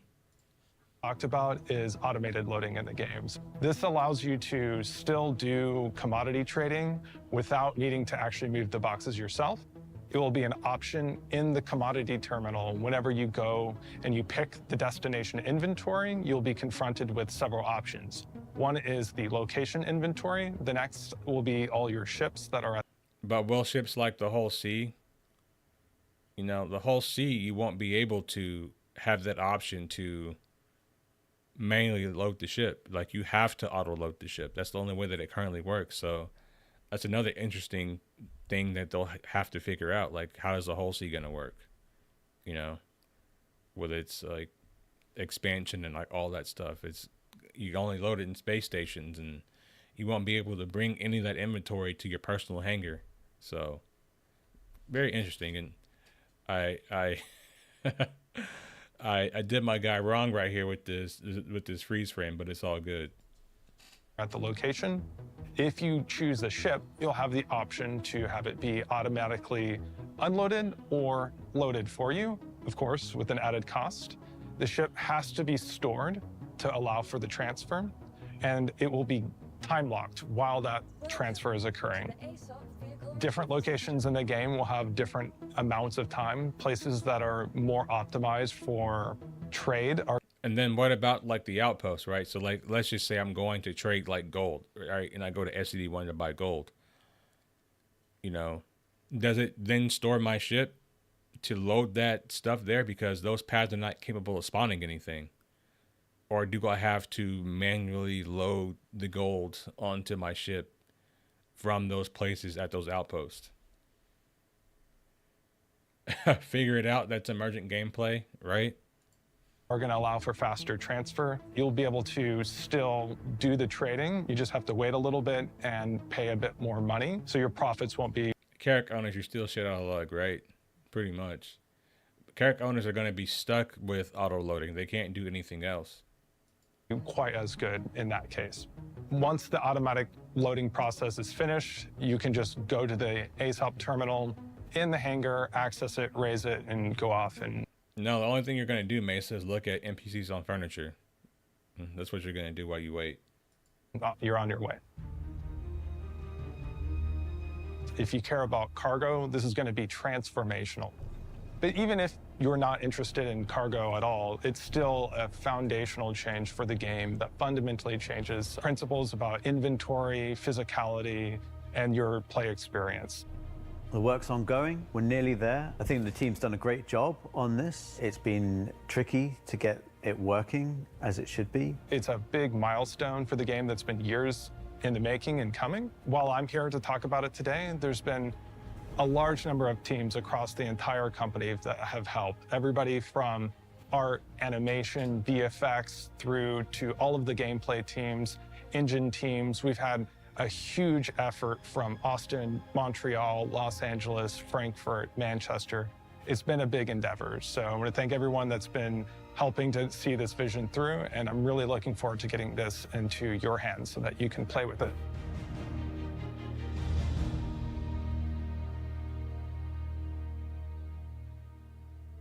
So what did we learn this week?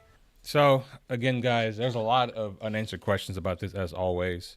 You know, on my second watch through, I had more questions than, you know, the first time. The first time, you know, was the initial hype that hits you when you see like a new feature. Then you start thinking about, well, what about this, and what about this, and what about this? And hopefully during the Star Citizen Live for next week, we can get some more answers about how all this stuff's going to work, especially like with the mining outposts.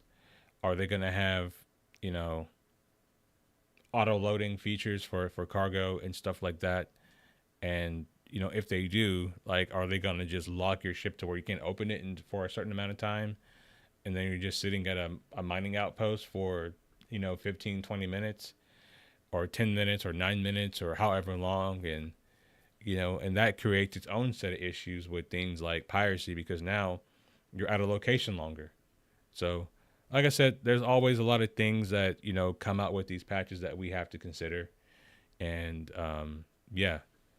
So what are you guys thinking about these elevators so far? I know we're not going to have the vehicle loading initially, but they are going to have the cargo stuff. So what are you guys thinking about these elevators? I think it's a much needed change to the game, but, you know, I do worry about server degradation with all features. So it's going to be interesting to see. And I'm also wondering about like people that don't have like the Pacific hangars for their ships. Like, how is all that going to work? So clarification, as always, is needed, you know. And like I said, I'm interested to see like where this goes. I'm interested to see the Star Citizen Live for next week and see what they talk about, you know, with these hangars.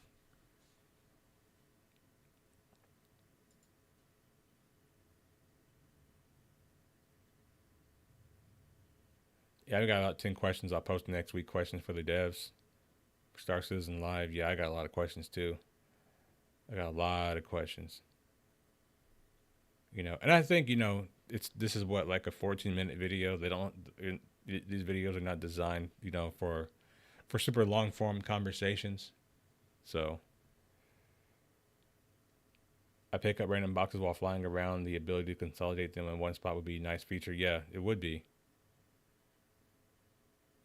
It would be. And I also wonder, like, okay, I saw the guy pulling in maze. Are they going to start scanning? You know, are they going to have more patrols over planets, you know, just scanning for drugs? Like, it just seems kind of cheesy that you can just store drugs in your home location without any recourse. That just seems broken. You know, because you can essentially just, like, buy drugs and then, like, wait for Jumptown to come around and just go make a killing, you know?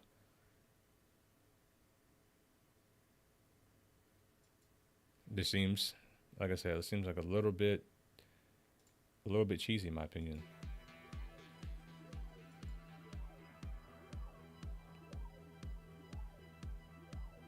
I know a lot of people are so mad they can't get out of their seat in armistice and move all anymore, right?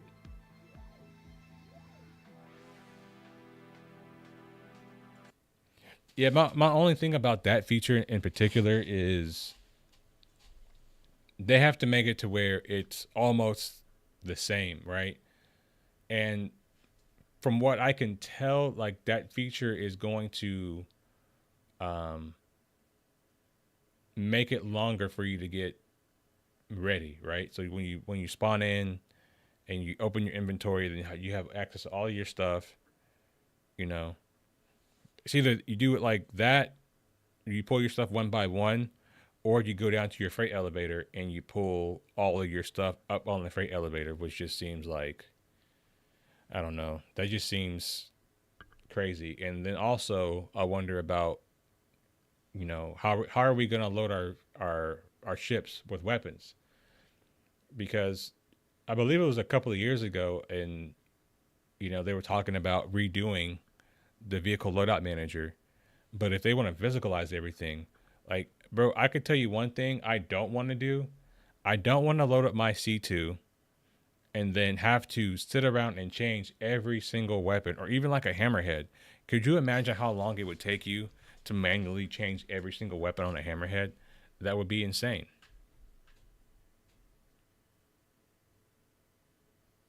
That would be literally crazy to sit there and having to change, because what, each turret has 4 sized, or is it 2?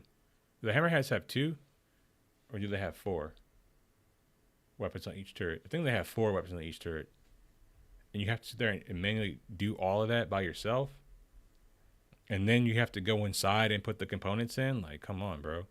You're gonna need a crew just to do that in and of itself. You're gonna need a crew just to move the stuff like onto your ship, which is crazy. Like, I hope the loadout manager doesn't go anywhere and we can still load our ships from the manager. Like, that's, you know, I understand they want to physicalize a lot of the stuff in the game, but I also think that they should have things to make a lot of the process more streamlined. That's just my opinion. And I'll stand by that opinion, to be honest. What else?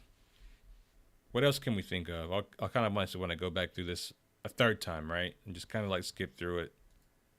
And we went to Chad and his team for an early... And Hangars features coming, but now that we're here and about...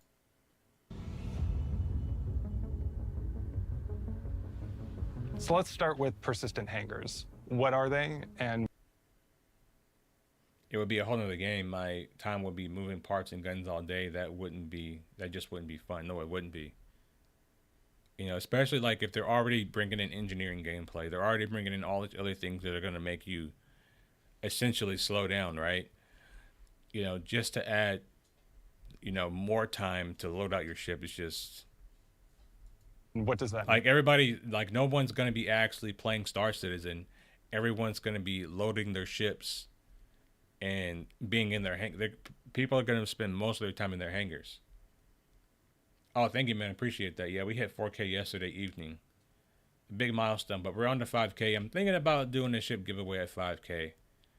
You know, we'll see what we give away, though. We'll see. So a persistent hangar is an instance hangar that is going to be assigned to you whenever you select your home location. Maybe I'll do an F7 giveaway at 5K.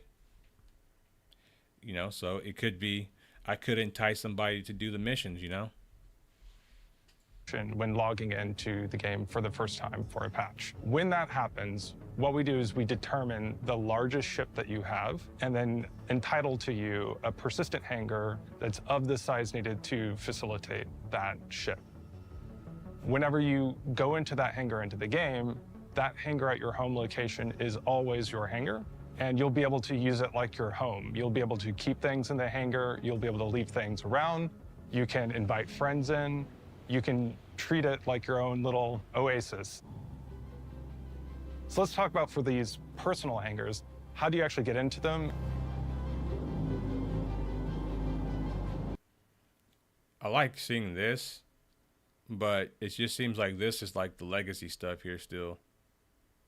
Like this down here seems like new and fresh, and this seems like it's old and they haven't changed this yet. Please proceed to side landing deck. And also, guys, if you don't have a keybind for this yet, you need to set a keybind for this. You know, I have a keybind for this. Just so you guys know, F3 currently in the game has no keybinds, so I use F3 to request landing at space station. So if you don't have that set, go ahead and set that in the game. You can make a request via ATC for landing, and when we do that, we'll check to see if you have any personal hangars entitled to you. You'll be able to enter in using largely the same methodology that you do now, land, and then you can just hang out in there. And also, are we going to be able to get furniture? And like, where are we going to get furniture from? Are we going to go around having to steal furniture and things like that in the game? As far as what can you actually do with your personal hangar and what kinds of things can you decorate with it, what we're going to Alt plus N, that's too many buttons. F3 is one button. F3 is literally one button. Like, perfect.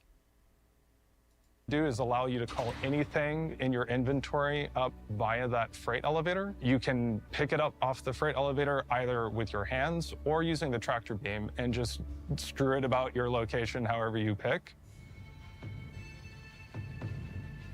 Also in the hangars, you'll notice several new kiosks. We have the freight elevator kiosk, which has a brand new... You used to be able to call them after ASOP while in the elevator. That was nice. Yeah, I miss those days. UI, and especially like when you were trying to get your boys onto a ship, one of your ships. Inventory system to deal with large volumes of cargo.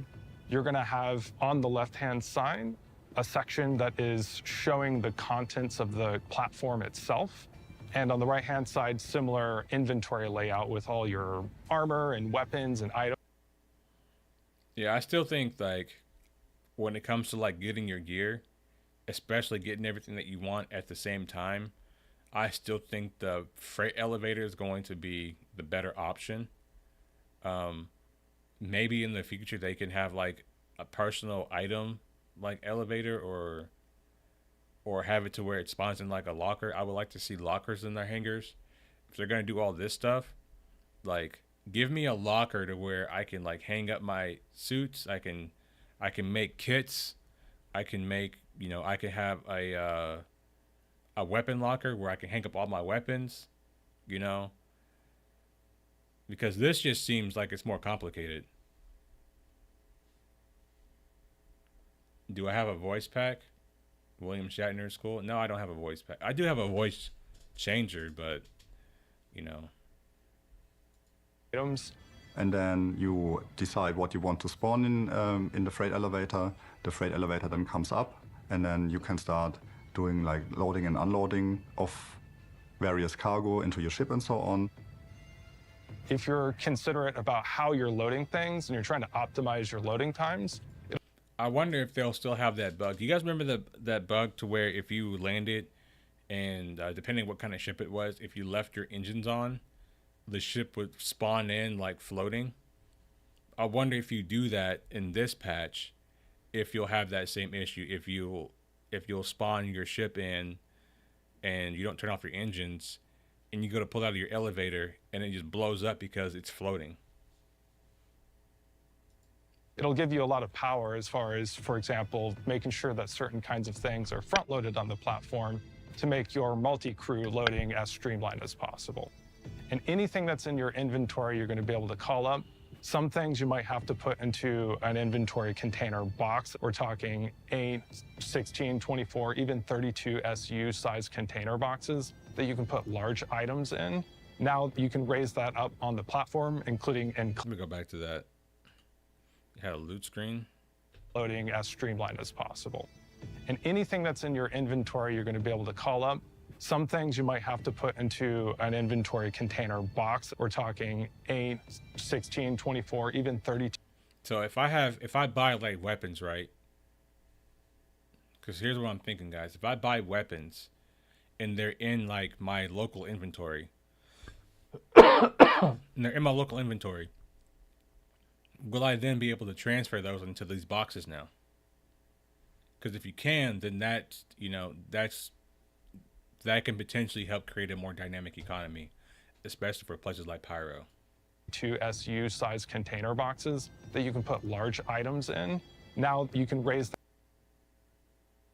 Store all items selected. I don't see anything for the other one, but I want him to open it to see if it was like that up on the platform, yeah, we have to including test in that. collections. Transfer that very quickly onto your ship and then take them to another location.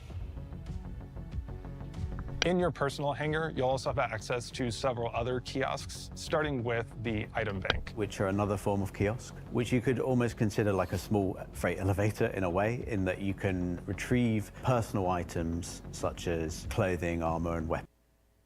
Didn't they take that off deliverable for 323? I'm sure that has many issues. I'm sure it does too. Because the item that's being delivered will be delivered in a tray that's in the same machine. So you interact that kind of like you interact with a loot box and you get that out. So no other player can actually physically get anything from your local inventory. And these item banks can be found not just within the hangars, but also the wider location, such as your hubs and other key areas of a location to retrieve your personal items. Since you can't interact with your inventory anymore at any given time, it means like we need to have enough item banks around each location so you don't block each other from accessing a terminal, right? It's just a quicker way to get a quick gun or a few meta pins or your armor without having to load it up from the freight elevator. And the last kiosk that I want to talk about is the ASOP terminal, which we have positioned in the hangar, so you can request your ships from within the hangar and not just the spaceport. So they will still remain in the spaceport. So if you don't have a personal hangar in your location, you can request your ship also from there. What we're doing is we're changing the way that the ships spawn in the game. You can now request your ships from within the hangar and they will appear to you, but they won't just come out of thin air. What happens is the voice packs are very nice. You can edit them, need to clone, but they explain you can use voice commands and it's a nice bonus. Sometimes it's on sale like $12. Oh, nice. Whole of the floor will open up. You get this like amazing view of the hangar, the lights dim, the doors open. And the landing platform will be rising up towards you and your ship will be there. We try to balance it in a way that it doesn't take too much time for you, but also that it feels like it has the right weight to it, but also you don't have to wait for it too long.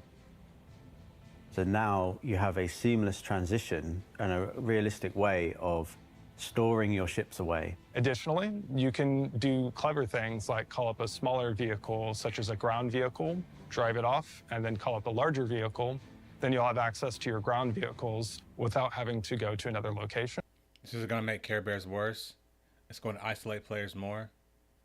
It's like, stay away from me and my bubble. Yeah, I feel that. I feel that. Like the guy we hit last night in his 890. Yeah, get the fuck off my ship.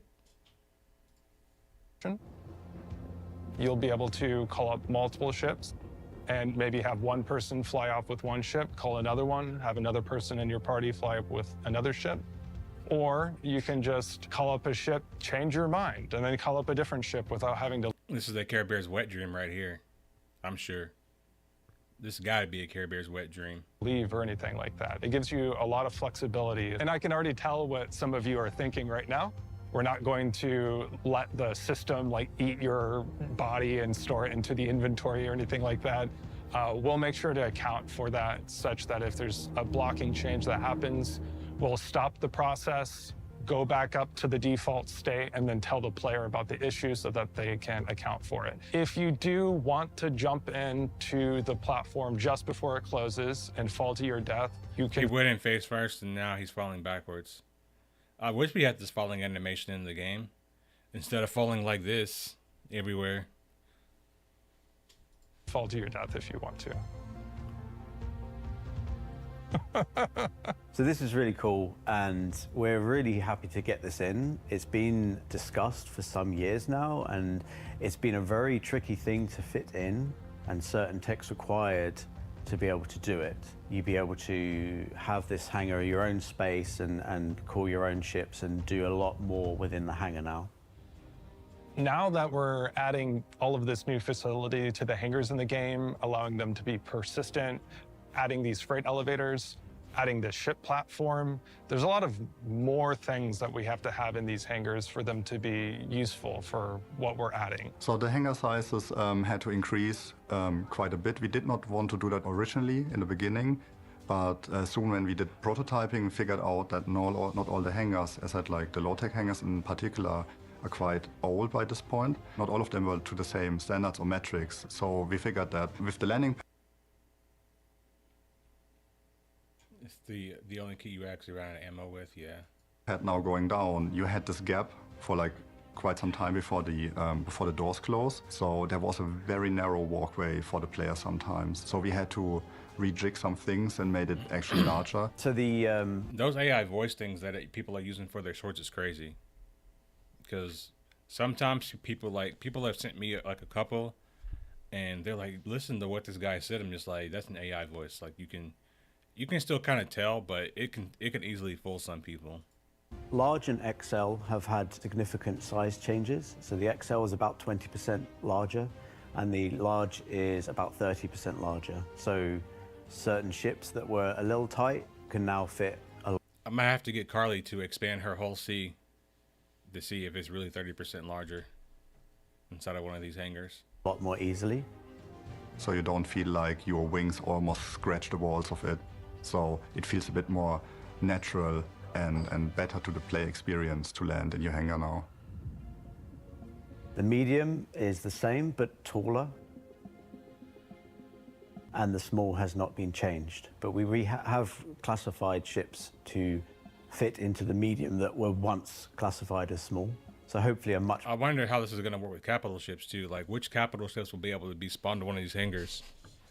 Like the Idris, you're going to be able to spawn that thing in one of these hangars? better player experience than there has been before. And it's been interesting to take the design of a elevator and the door and extrapolate that across multiple sizes. So in some cases you can kind of widen out the door and use the same shapes, and in some cases you need to think really about how those shapes work, and sometimes they don't work within a small door, for example, when it did work in a much wider door. So we've had to play around with that. And I know javelins can't land, but like the Idris, doesn't the Kraken also have landing gear? keep them looking consistent with each other, but also adapt those shapes to work for each size. But you know someone's gonna try it. Like, I want to spawn my javelin. People will cry. So this is an actualization of a long-term goal for this entire cargo career, to make the whole thing feel more real.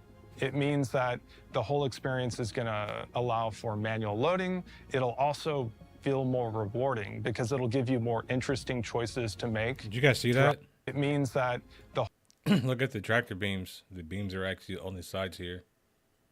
They're not even coming out of the gun.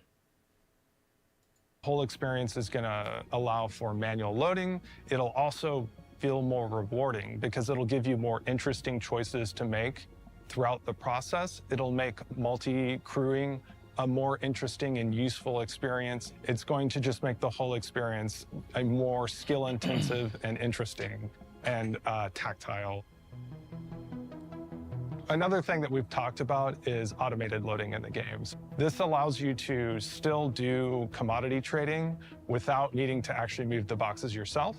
It will be an option in the commodity terminal. Whenever you go and you pick the destination inventory, you'll be confronted with several options. One is the location inventory. The next No, I'm good. Let's not make it real, right? will be all your ships that are at the location.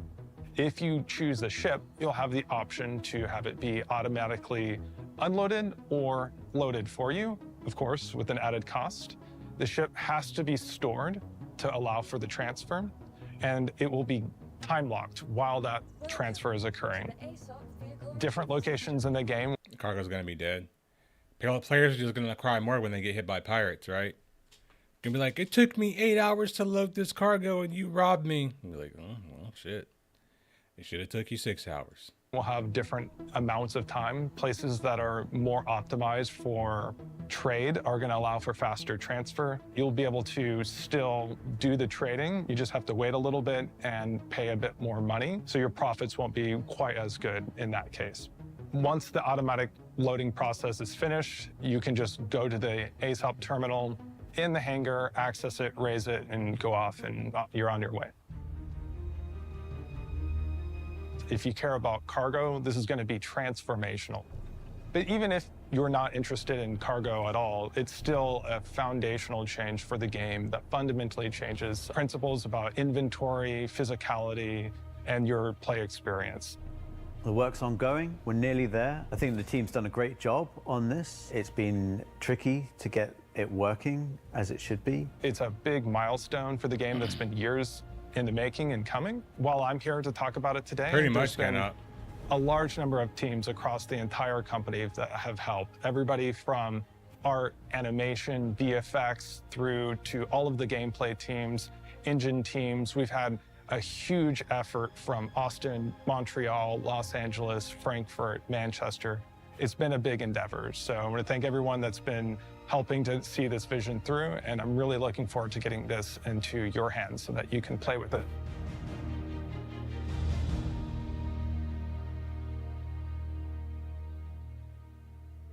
So what did we learn this week? We have more questions and answers per usual. And, you know, that just comes to the territory of what we're doing here with this game.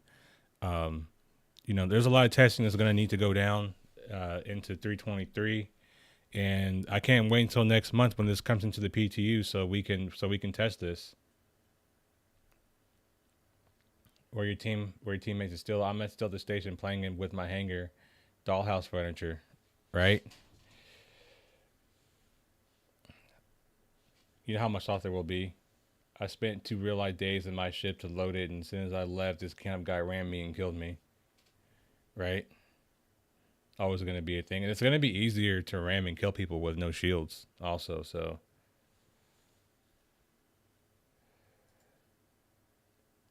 Having a great conversation here, guys.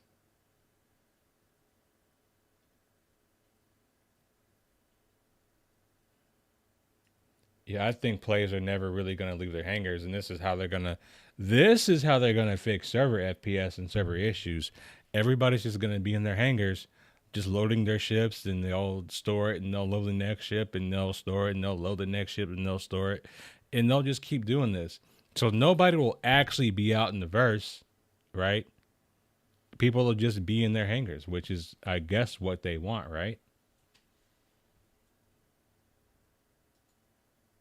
I'll take a dump in your hangar bathroom.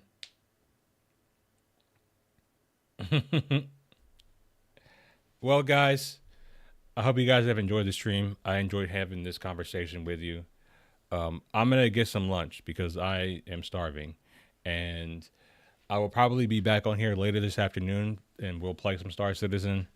And, yeah. Or actually, when the hell is that game supposed to be coming out? Isn't that game supposed to be coming out today? Or is it tomorrow? Anyway, I'll be back on here later on today playing something. All right.